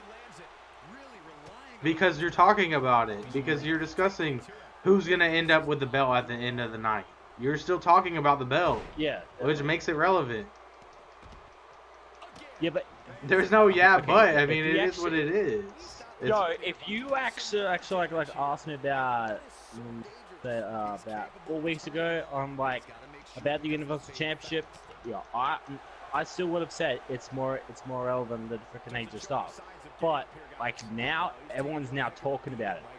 But like back then, like let's just say this right now, remember the first time the Universal Championship was brought up, right? Like was in WWE. Like, everyone said like that the title was stupid, it was ugly. That's like what I could see of what's gonna happen freaking a couple of years later. What do you have to say about this whole skew, Sheep? Yeah, of course I mean, I've pretty much said all I've got to say about it. It's, AJ Styles and Shinsuke and the whole thing is just, it's all gotten old to me, so it's not a big deal anymore for me to even really. Well, I just don't care. I was gonna say that Samoa Joe and AJ Styles is gonna be more entertaining than Roman Reigns versus Brock Lesnar. Just saying. I personally agree with you, Ben, but on a bigger scale, in general, Roman versus Brock is a bigger thing. As much as we hate to say that, it's true. More people care about it than they do AJ versus Samoa Joe. As much as it may not feel that way because our opinions are so strong, I'm a huge Brock Lesnar fan. I say that every week, but I'm more interested in AJ and Samoa Joe than I am Brock and Roman myself. With the way that I feel about Brock. I love Brock Lesnar. And I'm still more interested in AJ and Samoa Joe. But not a lot of people feel that way. The Brock and Roman is a way bigger draw. As much as I hate to say it. Well, you got to think about the entire world here, Ben. People around the world don't know who Samoa Joe even is hardly still. Okay. There's people that don't much care for AJ Styles around the world. Brock Lesnar's a way bigger draw than you think. Just because he quote unquote doesn't show up and isn't a true champion and blah blah blah, he's a bigger deal than you think across the globe, and that's what it's all about. It's still a bigger draw. Yeah. And that's just the realism. Yep, I agree. So we can move on from that. Okay. We had we definitely this was can. the Jeff Hardy, Randy Orton episode. Whole Jeff Hardy, Randy Orton thing, which I'm actually kind of looking forward to see what happens, but I know the match card for the United States Championship, it's not what you guys expect. It's a normal one-on-one match. Shinsuke Nakamura versus Jeff Hardy is happening, like, at SummerSlam. For some dumb reason, yeah, they should have made this match a triple threat. Like, what's your guys' opinion on, like, it just now being just a normal one-on-one match? Shinsuke versus Jeff.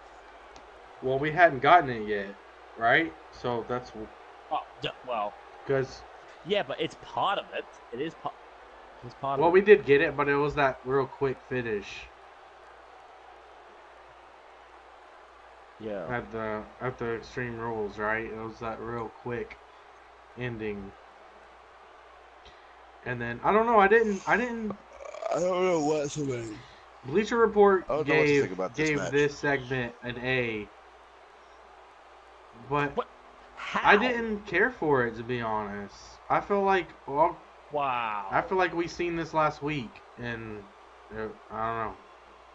Like, I don't know. Seeing Randy beat up Jeff Hardy again, I was like, oh, I already seen this. Like, I don't know. That's how I felt. I wasn't excited. Well, I love both of them. For some Randy and reason, Jeff are to two of me, my one favorites thing in the that was company. really And, I still was like, eh. There was a really cringy part for me when he was wiping off the face paint. Yeah. It didn't look like he was like being very He looked like he was being tender and loving. Yeah, I don't want to scratch your face. Oh, let me just watch your face.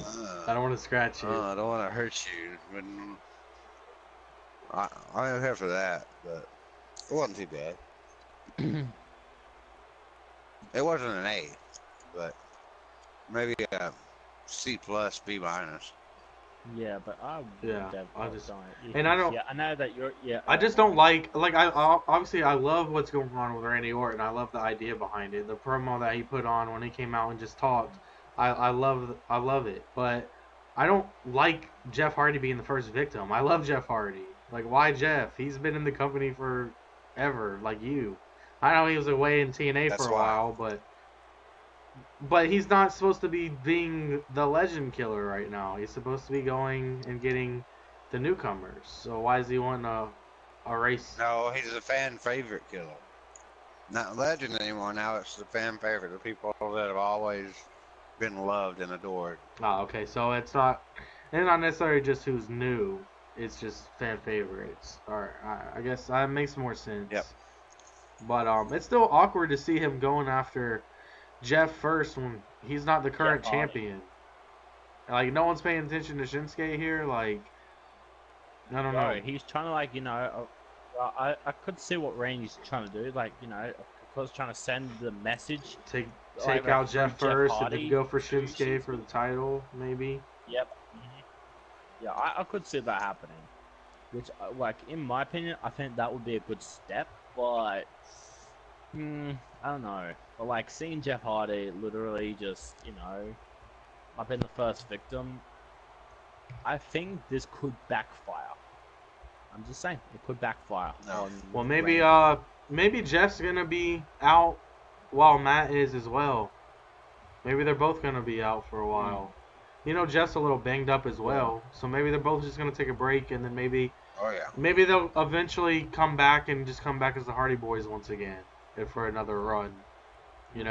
So maybe it's kind of like their way of let's go ahead and get Jeff and Matt an proper exit, and then we'll move on to the next thing. Yeah, to Randy versus Shinsuke for the United States Championship. Which in my mind, I would have preferred to see a triple threat though.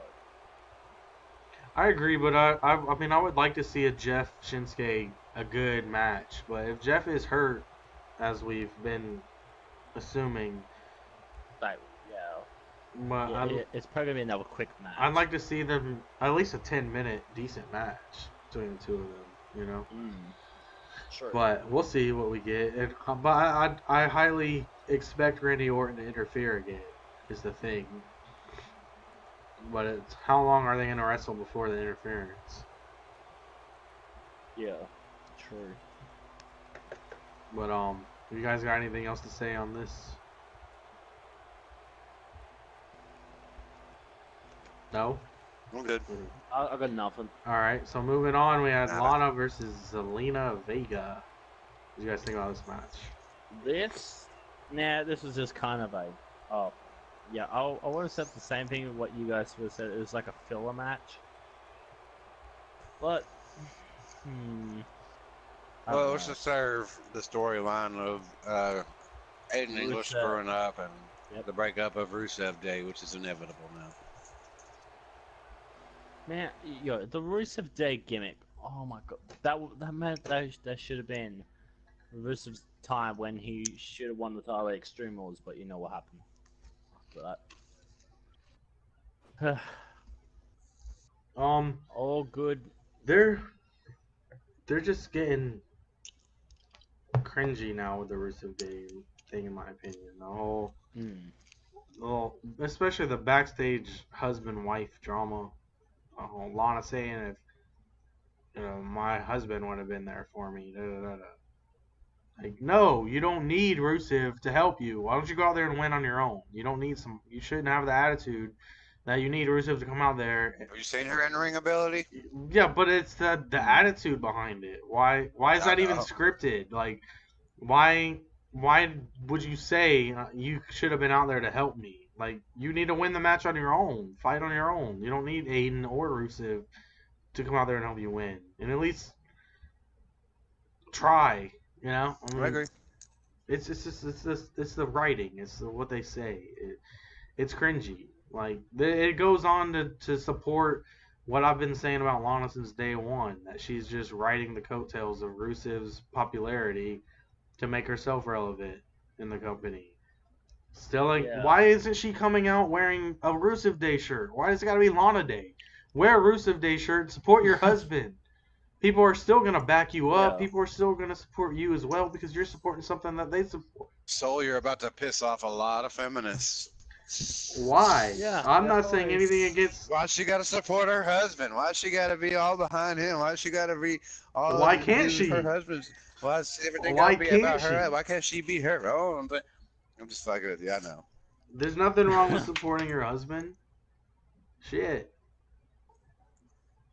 Rusev Day versus the Bludgeon Brothers at SummerSlam. Don't intend to see that happen. I just don't like how they took the whole. I'm not saying she, like her personally, but they took the whole Rusev Day thing and gave her own spew, and now it's you should have helped me win. Like, no, win on your own or lose. Sure. And don't blame. So if anybody don't blame poor Aiden has for ruined this. Rusev Day, it's Lana. Exactly. Don't blame Aiden for this because Aiden made. So Lana is the Yoko of Rusev Day. What'd you say? So Lana is the Yoko of Rusev Day. The Yoko, I thought that you were meant to say like Yoda. Yeah. Oh my god, I thought you were meant to say Yoda for a second. Oh god, these kids don't know nothing. I know I got you, buddy. You guys don't know who Yoko is. I know who Yoko is. Oh my god, why am I now thinking of bloody Star Wars in that situation now? Great. Because you have an Australian imaginary brain, and it just makes weird links that we have no idea where they came from. But that's the way. So moving on, that's the way I feel about that. I mean, it's simple. I think Lana's just still in the fame and fortune instead of supporting something that already is, and I just don't like it. And I feel like it's gonna turn into breaking up Rusev Day. Aiden English is the one that's gonna get kicked. when he's the one that created it in the first place. And I think that, I know you love Rusev Sheep. I know you think he's a great guy, but once the Rusev Day stick is gone, he's gonna go right back to the bottom of the barrel. He's Yep. You keep saying he's that. just Rusev Day. That's what he is. What was he before that? He's getting his ass kicked by John Cena because he was a foreign heel. The Bulgarian. He's- Bulgarian. He's gonna go on. He's gonna go on to being a. He's gonna go to a military, not military, but a millionaire kind of gimmick. Watch. You just said Why? You said military. Millionaire. I could see him doing like the rich. Almost all the. Not necessarily like kind of like EC3, but a foreign diplomat. You know what I'm saying? You know, Maybe that would. you know what my work. girlfriend calls Rusev? What? Big Fez. From that 70s show, she says That's perfect. she says he reminds her of him. That's perfect. He is Big Fez. That would be That's the his great next gimmick. gimmick. A Big Big Fez. Fez. That should be Big He's Fez. come out dressed in 70s style Be clothing, great. but he's a millionaire as well. He's got like the 70s style suits on. Big Fez coming out in a big Rolls Royce or something. There you go. We got it. We got it all. We got your back, Rusev. You don't need Raiden anymore. You got DWP. What have I just walked into? So moving on, Daniel Bryan calls out The Miz. Yep. This was another incredible performance from Big Mike, The Miz. Like. What'd you guys think about this? Good promo, but it's not the. To me, it wasn't one of the best ones. It was better than last week's with the fake baby thing, but This is the fake baby thing. It's No, it not. wasn't. It's This is the crybaby thing. Stupid. It's just stupid this time. the fake baby thing was when Miz came out with the fake baby and used it as decoy. This is the crybaby thing. This one was better than that. The fake baby thing, I could tell when they first came out. Okay, that I got you. Baby out there because Yeah. yeah. So, this was with the babies on the Titantron. Mm-hmm. Yeah. I still thought it was good though. Mm. I mean, it says a lot when you have to compare the Miz's promos to which one's better than the other one because they're all that good. It says something for the Miz. Mrs. Promo can actually get people so triggered sometimes. Yeah. Just saying. That's the point of it though. That's what's good about it. But I honestly, I may have the unpopular opinion here, but in this rivalry, I 100% back up the Miz on just about everything that he has to say. Not even in a comedic way. I just agree. I honestly don't really care that much for Daniel Bryan. As a person, I love him, but as a WWE superstar, I'm bored. I'm not into it. Yeah, well. I'm not. Yeah, well. Yeah, I'm not on the bandwagon. I don't think he's that great. Yeah. And I lean Miz in this situation too. I mean, I like him. I'm not bashing him, but I'm not on that bandwagon where I worship the guy either. Yeah, I do have some little bit of news on that thing, but yeah, it turns out it's not going to be happening at SummerSlam because the Miz actually did post it on Instagram saying he declines it. So that means we may not be having Miz versus Daniel Bryan. That's just for hype. It's happening. Don't get all That's in your just feelings, Miz man. being Miz. No. Yeah, it's the whole spew about you have to call he my did agent. decline it. This isn't a high school gym where you just call me out when I come out and we fight. You got to go through my agent to book a match with me. It's Twitter is just as much of a tool for storylines as the shows are. But he did decline it, so we're not. He didn't legally decline it. Yes, he actually did decline. like on Instagram. Like, yo, On I Instagram, exactly. Okay, then it's not. Social Okay, on media is Instagram, used as a no. tool to Social, hype. social media is like literally the thing. Ben, Vin. he doesn't Like make hype the it. decisions. Vin. He doesn't make the decisions. Ben, don't Yeah, be but- fooled by Story. social but media, he's- Ben. he's Come decli- on. He's declining it. There Wow. is He's no still declining. It's his declining. job. He to has make to. him do what He Okay, they doesn't want. or he's okay. fired. It's like how many times has somebody come out there and been like, "I don't want to fuck. I'm not gonna do it." And they're like, "Oh, you're gonna do it." And they're like, "I don't want to do it." And they're like, "Oh, you're gonna do it." And they do it. Ben, they always do. For you to even I'm gonna believe try that. I this- go back to work tomorrow. I'm gonna try that and see how it works for me. Like, no, I'm not. I declined. I declined. I decline. I decline. I'm not gonna. I decline to do my Turn work. your- You're still gonna pay me though. Turn your shit in. Bye bye. All right. See you later. Anyways, Can I post something on? we had Carmella versus Charlotte Flair. If Charlotte wins, she is added to the SummerSlam match. Sheep, you said you had something to say about all of this. Bullshit. This is complete and utter garbage writing. Unless this is just the only way that this works is if Carmella wins clean over both of these women with no bullshit in between. Like straight up wins because she won. If this turns out any other way, I am done with the women's fucking division on SmackDown for a while until it clears up because So wait, this is the time for, hold on, let me finish. This is the time for Becky Lynch to shine. This has been the time. It's way, way, way overdue. Carmella's had her moment. Charlotte's had her moment. Naomi's had her moment. Alexa's had her moment. Everybody else in the entire fucking division has had their moment to shine, except for Becky for 2.5 years when she was the very first SmackDown Live Women's Championship and hasn't had a fucking opportunity since. It's kind of garbage that she's been one of the foundations of the women's quote unquote revolution, evolution, whatever the hell you want to call it, and Revolution. she can't get a fucking championship to save her fucking life. And now Charlotte wants to come in here and fucking steal her thunder. It's not even about, unless it makes this one hell of a match and it makes it a better quality match, which I can understand that because Becky versus Carmella can't be that great technically. So maybe to throw Charlotte in there, you get a title change, get Becky with the title, plus she can come out looking really strong if it's like a 5-star fucking match, you know what I mean? So that's the only way this comes out well. Otherwise, screw you, WWE, for throwing fucking Charlotte in this. And I highly agree, and you just said everything that I felt the moment this match was booked.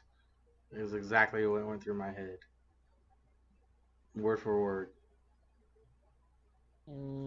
So I got my rant I out of the way. agree, word for word. Strangely, it's odd. You know, usually I'm not that invested in the women's division that often, but this was one of those things I really felt pretty strongly about, and I was pretty mad. yeah, I felt the same way, man. yeah, but I am still going for for my girl, Carmella to win this eventually. Just of course, like, okay, we need to say this right now. Carmella, she did win the title back. When did she win the title? That's god. Now my whole knowledge of who won who. Carmella did defeat Charlotte to win the SmackDown Live Women's Champion, and then she has beat. What am I now fucking saying? Like, yeah, I am expecting, but if Carmella doesn't win the title, let's just say I'm never watching wrestling again because WWE. So if Carmella wins, you're gonna quit the podcast? No. Yo, if Carmella You can't be in the podcast if you're not watching wrestling, man. It doesn't work that way. If Carmella wins, I'll be happy. I'll definitely be happy. He likes Carmella. If she He doesn't wants win, Carmella to then win. I won't. Carmella deserves a big freaking Okay, I will say this right now. She deserves. She's What do you mean she had deserves to? been She's the she's beat champion. Asuka. What kind of opportunity does she deserve? this, She's right? already the champion. Okay, Ben, you only Well, like let's- you well, only let's like Carmella because you think she's hot and you've seen pictures of her. You're the reason why they're doing the first ever women's pay-per-view. You're the problem with the fan base for the women in the No, wrestling. it's not. You're the reason my why they've fault been held back because- all these years and haven't okay. gotten a chance to put on a 5-star 15, 20, 30-minute match in a pay-per-view. It's of people Yeah. like you Yeah. that just want the Preach it. hot, sexy woman to be the champion so you can see I them don't- flutter around the ring every week. It's people like you. You're puppies guy, and they're gonna prove you wrong. And we're gonna get Becky Lynch, a true in-ring competitor, a true wrestler, a true superstar, is gonna win the title Yep, and then she's represent gonna the lose it women. at the next SmackDown on Raw. Yep. No, Ben. This is the I evolution, will Ben. say this right now. We're gonna start. Yeah. We're gonna give the on-screen time. We're gonna give the fame to the women who really go out there and work. That really go out there and wrestle. Well, Not the women okay. that go out there with their hair nice and their makeup nice and There- say nice things and there is prance around in one little person short shorts. that, Okay, that this you is should the also evolution, talk about. Ben. Get on board. Remember. Okay. Remember. All right, I'm done. Remember when Asuka face come out? Yeah, what was the entire Asuka thing was doing? Getting distracted. That's what I think could happen. So why You do you don't think realize Carmella this. deserves another opportunity if she's already the champion and she's won? Well, she's won by okay. distractions from a little weasel like James Ellsworth. So what makes you like? What makes you like and respect Carmella? What? Tell me right now. Why do you like her? Why do you prefer her to beat? Okay. Why do you prefer? She's a good Becky and wrestler. Charlotte are two of the People have- best, probably the two best women Okay. wrestlers in the How many WWE right now. opportunities? So what makes Carmella deserve Okay. to defeat both of them at once, let alone individually? What? Tell me. What? Why does she deserve Yo, that? she's beat friggin' Charlotte. Okay, I'm not talking about twice. that. Okay, Which- move past that. I asked, Remember? what makes her deserve Yes. to win this triple threat match to defeat both Becky Lynch and You Charlotte in know? one match? Why does Yo, she deserve it? because just to rub it like in people's faces. That's not a that she genuine can- reason that she can to rub in their beat- faces. That she can beat. Yeah. That's terrible. No, that she can rub it in our faces that she can beat. You just said it. That The cancer. only reason you like Carmella is because you want her to rub it in your face. That's the whole point. I didn't. Let's move on to NXT. I said. No, you don't have a valid reason. Then you're done. Excuse me. I thought we. Oh, the fuck no more. You're excused. And Like you know what I'm saying? Let's just say Carmel was. And- I'm not watching wrestling again. Great. all right. Well, this is the last episode. Well, you got a couple episodes left in you before SummerSlam's over. So SummerSlam. enjoy it. Till Enjoy it. 2K9 Enjoy it while it well, lasts, 2K19 man. comes out. Anyways, I definitely let's move on wouldn't- to I wouldn't do NXT. We started off the night with Heavy Machinery versus the Mighty Sheep. You watched NXT, right? Most of it, yeah. I didn't catch the ending, but I'm gonna go back and watch it. But we started off with Heavy Machinery versus the Mighty. Then we all know that the Mighty is Sheep's favorite tag team in the WWE. He may even like them a little bit more than the Bludgeon Brothers and the Revival, so that's pretty big. It's a decent match. I don't like the Mighty, but they're okay in the ring, and it was a pretty good performance from the two teams. But the Heavy Machinery defeated the Mighty. Thank God. I was nervous about this one. I really thought the Mighty was going to win because the Heavy Machinery has been kind of jobbing for a while. But I do love Heavy Machinery, especially Otis. He's hilarious. And it was refreshing to finally see them get a win. So that was good. You got anything to say on it, Sheep? I mean, it was definitely a good match. I'm super glad that Heavy Machinery came out with the victory. I did not want the Mighty to win this one. It all came out the way I wanted it to. I was glad for the result. Hopefully this feud's over and we move on to something else. I agree. But I think that the War Raiders will be the next tag team to get the titles. But I would hope I would prefer it to be Heavy Machinery. But next we had another. What, Ben? I could see someone else having that opportunity. What's that, Ben? Oh, What? is Carmella gonna win the tag titles too? Mustache Mountain. All right, that's where we're headed, Ben. Mustache Mountain took on a tag team named State Line, which I believe they said. Did they say State Line was a tag team from the UK as well? I don't even know. I've never heard of this. I've never heard of this tag team. Yeah, they were new. Yeah. I don't. Man, But it was what decent. tag- I know they're what tag they're from teams do they get? somewhere. Everyone is. No, I know. Like they're either from another promotion or I don't know. They said it. They said it in the commentary, but I wasn't really paying attention. I kind of had this match on in the background. But their names are Matt Knox and Brandon Taylor.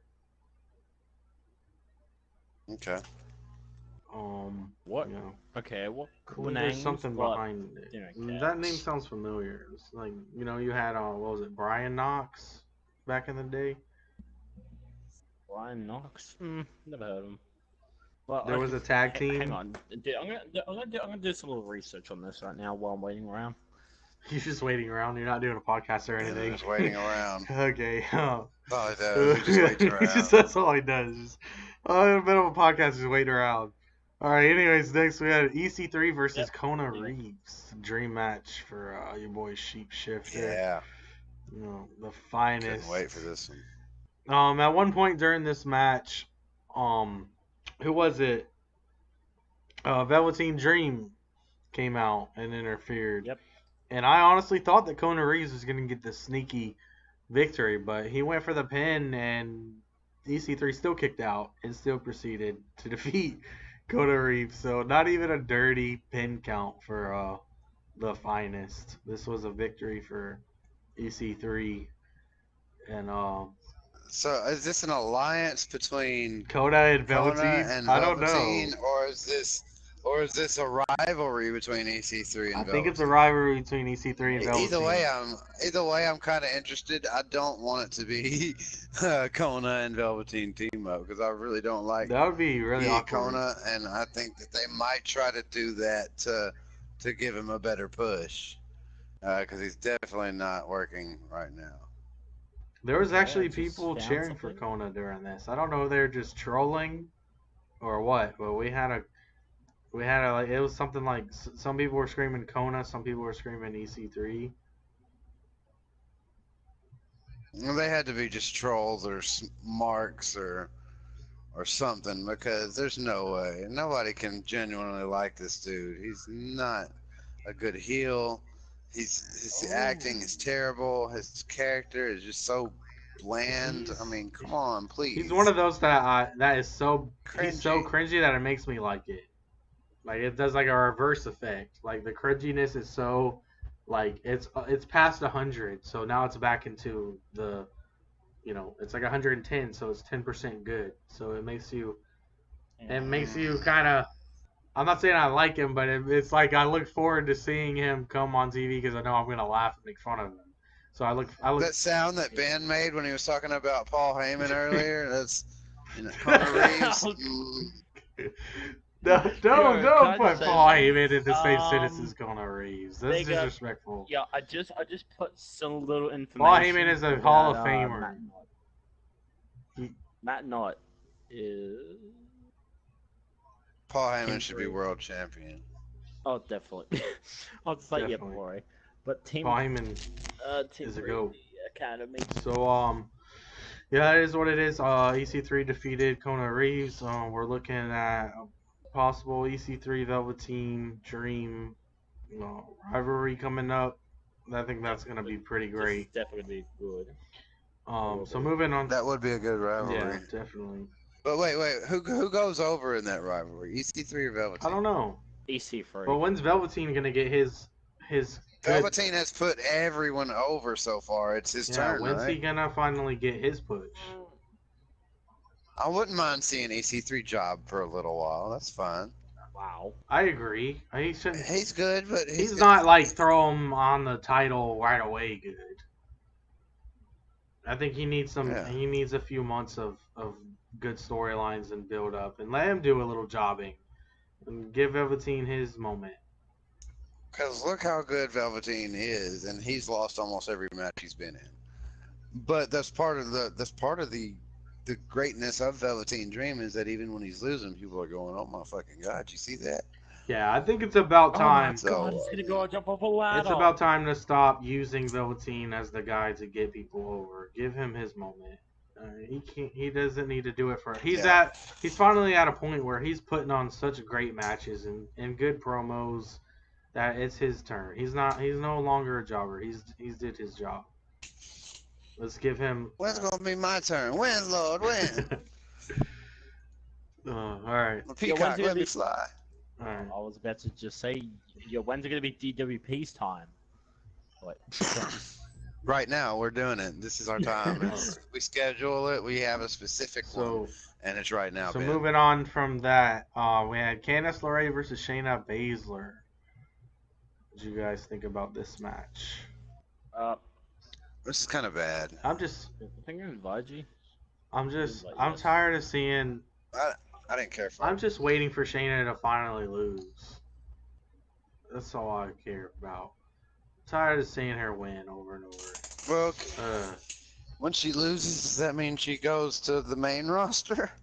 In which case, that's probably worse, right?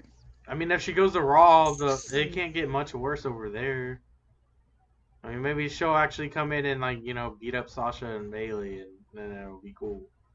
Or team up with Ronda, and they both turn heel. Turn on, yeah, and they just beat up everybody. Well, I think what they're trying to get at, if they get with anything on that, I think they're going to go towards a 4 horsewomen versus 4 horsewomen storyline, which I think would be that would be interesting, and I think that Shayna teaming up with Ronda in a heel way is the only way I'm ever gonna care about Shayna Baszler in any kind of way. I just don't like her. I cringe every time I see her. She's just sorry. I'm sorry. She's the female Baron Corbin, if not worse on the mic. She's so cringy on the mic. When she talks, it's I feel like you remember being in high school and there was always that one fucking kid in class that always had to raise their hand and always had something to say. And you're like, God, why can't you just for one day just shut up? Just don't say anything today.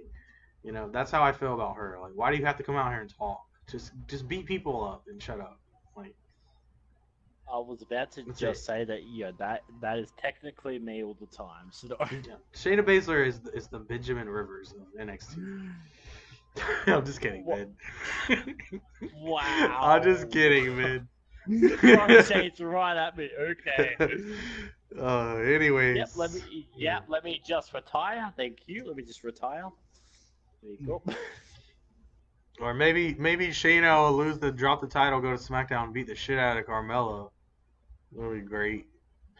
Anyways, I didn't see this. This wasn't a match. Tommaso Ciampa addresses the NXT Universe. I don't know what happened here because I didn't watch this. I didn't watch this part yet. Yeah. I did. You guys want to talk about it? So, Go ahead, Tommaso Ciampa, he was gloating about how he is now the brand new NXT World Heavyweight Champion, and then he said this is his WWE, this is his NXT, and then Aleister Black music hits. And then, as soon as when Aleister Black was coming down to the ring, Gargano was just, he was running right into the ring, attacked Tommaso Ciampa, and then he actually threw him out of the ring and said the only reason how Tommaso Ciampa is NXT champion is because of Johnny Gargano. And then after Gargano turned around, Aleister Black hit him with the Black Mass to put him down and then say, it is true. You did help Tommaso Ciampa win the NXT championship. So I could see a triple threat happen between Aleister Black, Gargano, and Tommaso Ciampa. But in the end, who would win though? Oh, this is. Could it be Gargano's time? I'm to gonna get the I'm gonna title? still watch it over, but and that's pretty predictable what was gonna happen. But Yeah. what do you guys think? Because I haven't seen this yet. Does it seem like it's leading into a Aleister Black Johnny Gargano feud, or do you think that Aleister Black's gonna move up to the main roster? What seems more likely? I think it's gonna be a triple threat for the title at the next takeover or whatever. I think they're gonna have Aleister which is Black versus NXT Johnny Gargano versus, takeover. and then I think it's gonna pass over either to give Johnny Hang on. Gargano his little time to shine, or it's going and Aleister move on, or Aleister pick it back up and run for another, I don't know, 4 or 5 months, and then move up to the main roster. Either way, it's all good. Aleister Black is hurt at the moment with a back injury, so that could potentially like stop him from doing that run again. Well, with that But, being the case, I think know, it would make more sense for if Aleister's hurt, I think it would make more sense to just leave him out of it and let him heal and let him come up to the main roster after he's better. And you know, even though we've already seen a Gargano Ciampa feud, maybe this time around is when Gargano finally gets the title for his own self. But the question is, how long is Ciampa gonna hold on to the title? How long of a run is he gonna get? Because there's a lot of talent in NXT right now. There's a lot of guys I could see holding that title. So it's a matter of when and where at this point. What are you snickering about, Ben?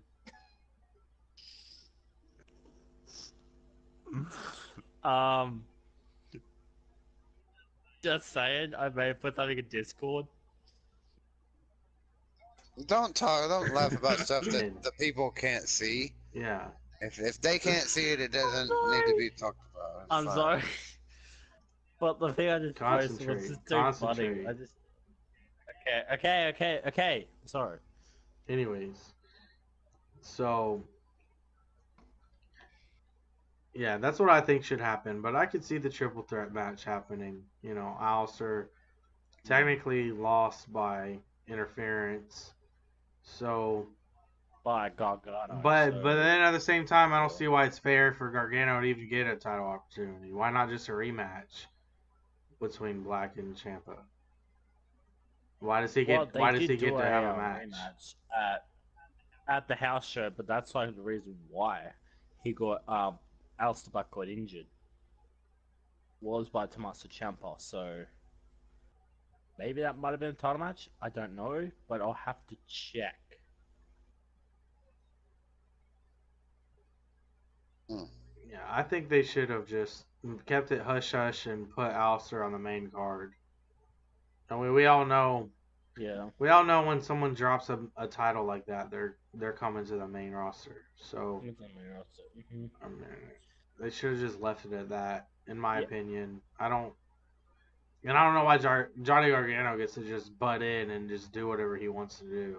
Like, why does he get a title match for what? Yeah, why doesn't why doesn't Velveteen Dream get a title match? Yeah. Why doesn't Ricochet get a title match? That's like Ricochet's gonna be going for the North American Championship against Adam Cole, and that's gonna steal the show right there. Okay, I have put the match card. But that's the end of NXT. If you guys got any rumors or anything to talk about, Matt Hardy retiring at SummerSlam. That could be a thing I have been hearing. Matt Hardy maybe. Yeah, because apparently Matt Hardy, like from a leg drop he performed, like he's got bones fusing together. Oh wow. Or something. It sounds pretty rough. Is he booked for SummerSlam? Apparently, I don't know yet. The messages haven't said anything, but once we do get full information, we'll let I have to check on WWE.com. Oh, I wanted to say, during that Miz promo this week, I thought it was pretty great how how Miz brought up Daniel Bryan's contract. He said, just don't even bother signing the Oh, yeah. contract. Because that's a rumor here that Daniel Bryan still hasn't signed a new deal with the WWE as of August 4th. But they have started giving him more house shows off, so he has a lighter schedule.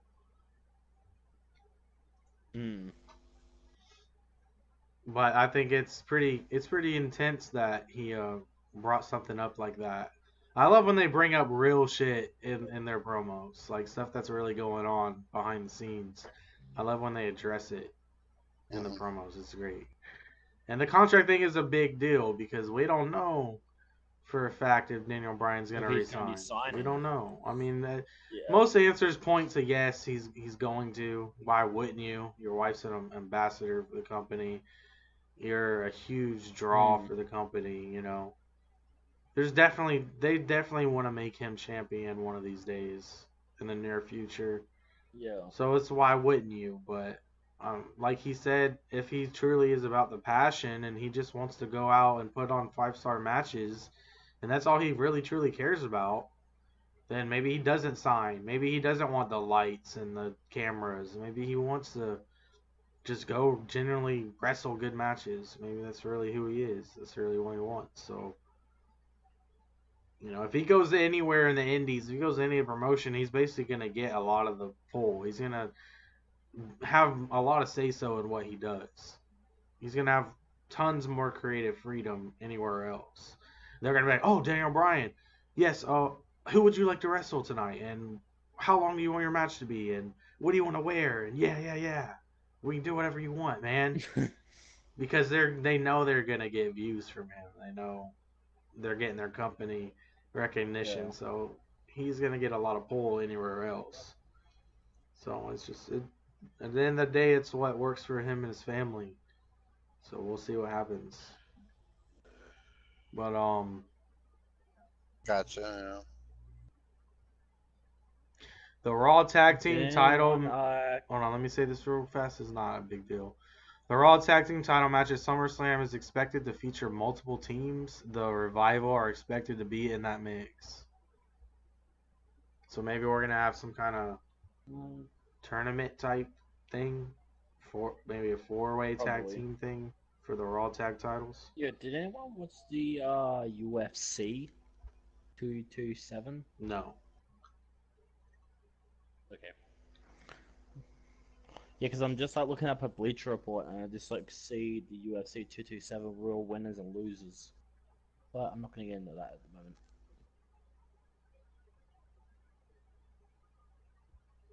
God, I hate when my computer's so slow. For anyone who watches New Japan Pro Wrestling, how do you pronounce? I'm not sure. I don't want to butcher this guy's name. Hiromu Takahashi. Takahashi. He apparently he has sustained a neck injury, and doctors state it will be 9 to 12 months before he returns. Wow. For any of you New Japan followers, 9 to 12 months for Hiromu. Yep. It's a long time. It is. Also, there is also another. I'm just checking That's something. about all I can find on rumors. Something just caught my eye very quickly. Trying to fucking find it. What the hell? Hang on. Oh. If you guys didn't know, Cedric Alexander will be defending the Cruiserweight Championship against Drew Gulak at SummerSlam. Yo, I just said Mulak for some strange reason. Mulak. It doesn't matter what your name is. We're not. WWE Roundup, Cena and Nikki have been spotted. Who's this?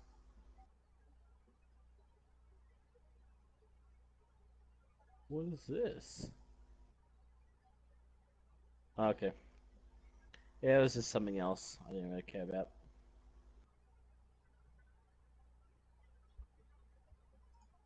I don't know. So far, the SummerSlam card isn't exciting me too much, other than Samoa Joe and AJ. We're getting a lot of repeated matches on this card, so I don't know. Yeah. If the Miz and Oh, Daniel Angle Bryan is on wants there, that'll be great. revenge. Yeah, definitely. Yo, I have heard. Like, yeah, I'm just on Blue Triple. I'm just like looking at some of the information right now.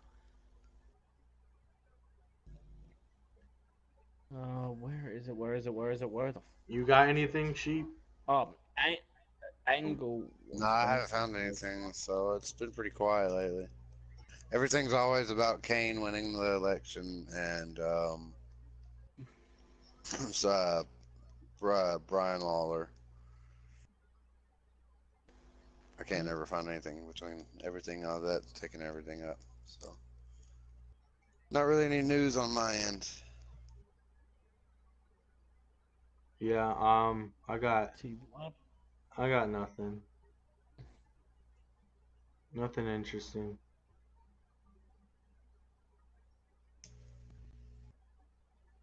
So Ben, if you don't got nothing more, So, we can probably a good place to go ahead. wrap this up. Yeah, I wish like some of the news would like literally just, like would just show up more news for different stuff. But nope. Well, that's life. Oh, it's just a slow week. Hang on. I don't know if this is true or what.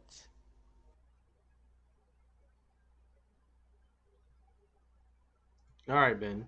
You got something or you What, don't? man? No. This is just something I do not know if it's true or what. All right. Well, we're gonna go ahead and read we're it and gonna tell wrap up us. the podcast then. Yeah. Yeah. All right, and Yeah. we'll save whatever you're discovering for next week. We don't have the people waiting on Yeah. nothing.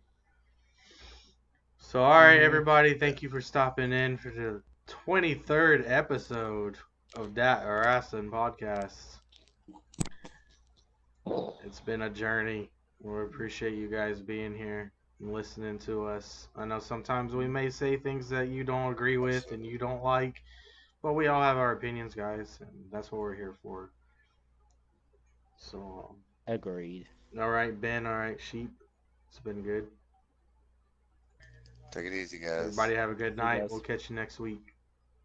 Peace out.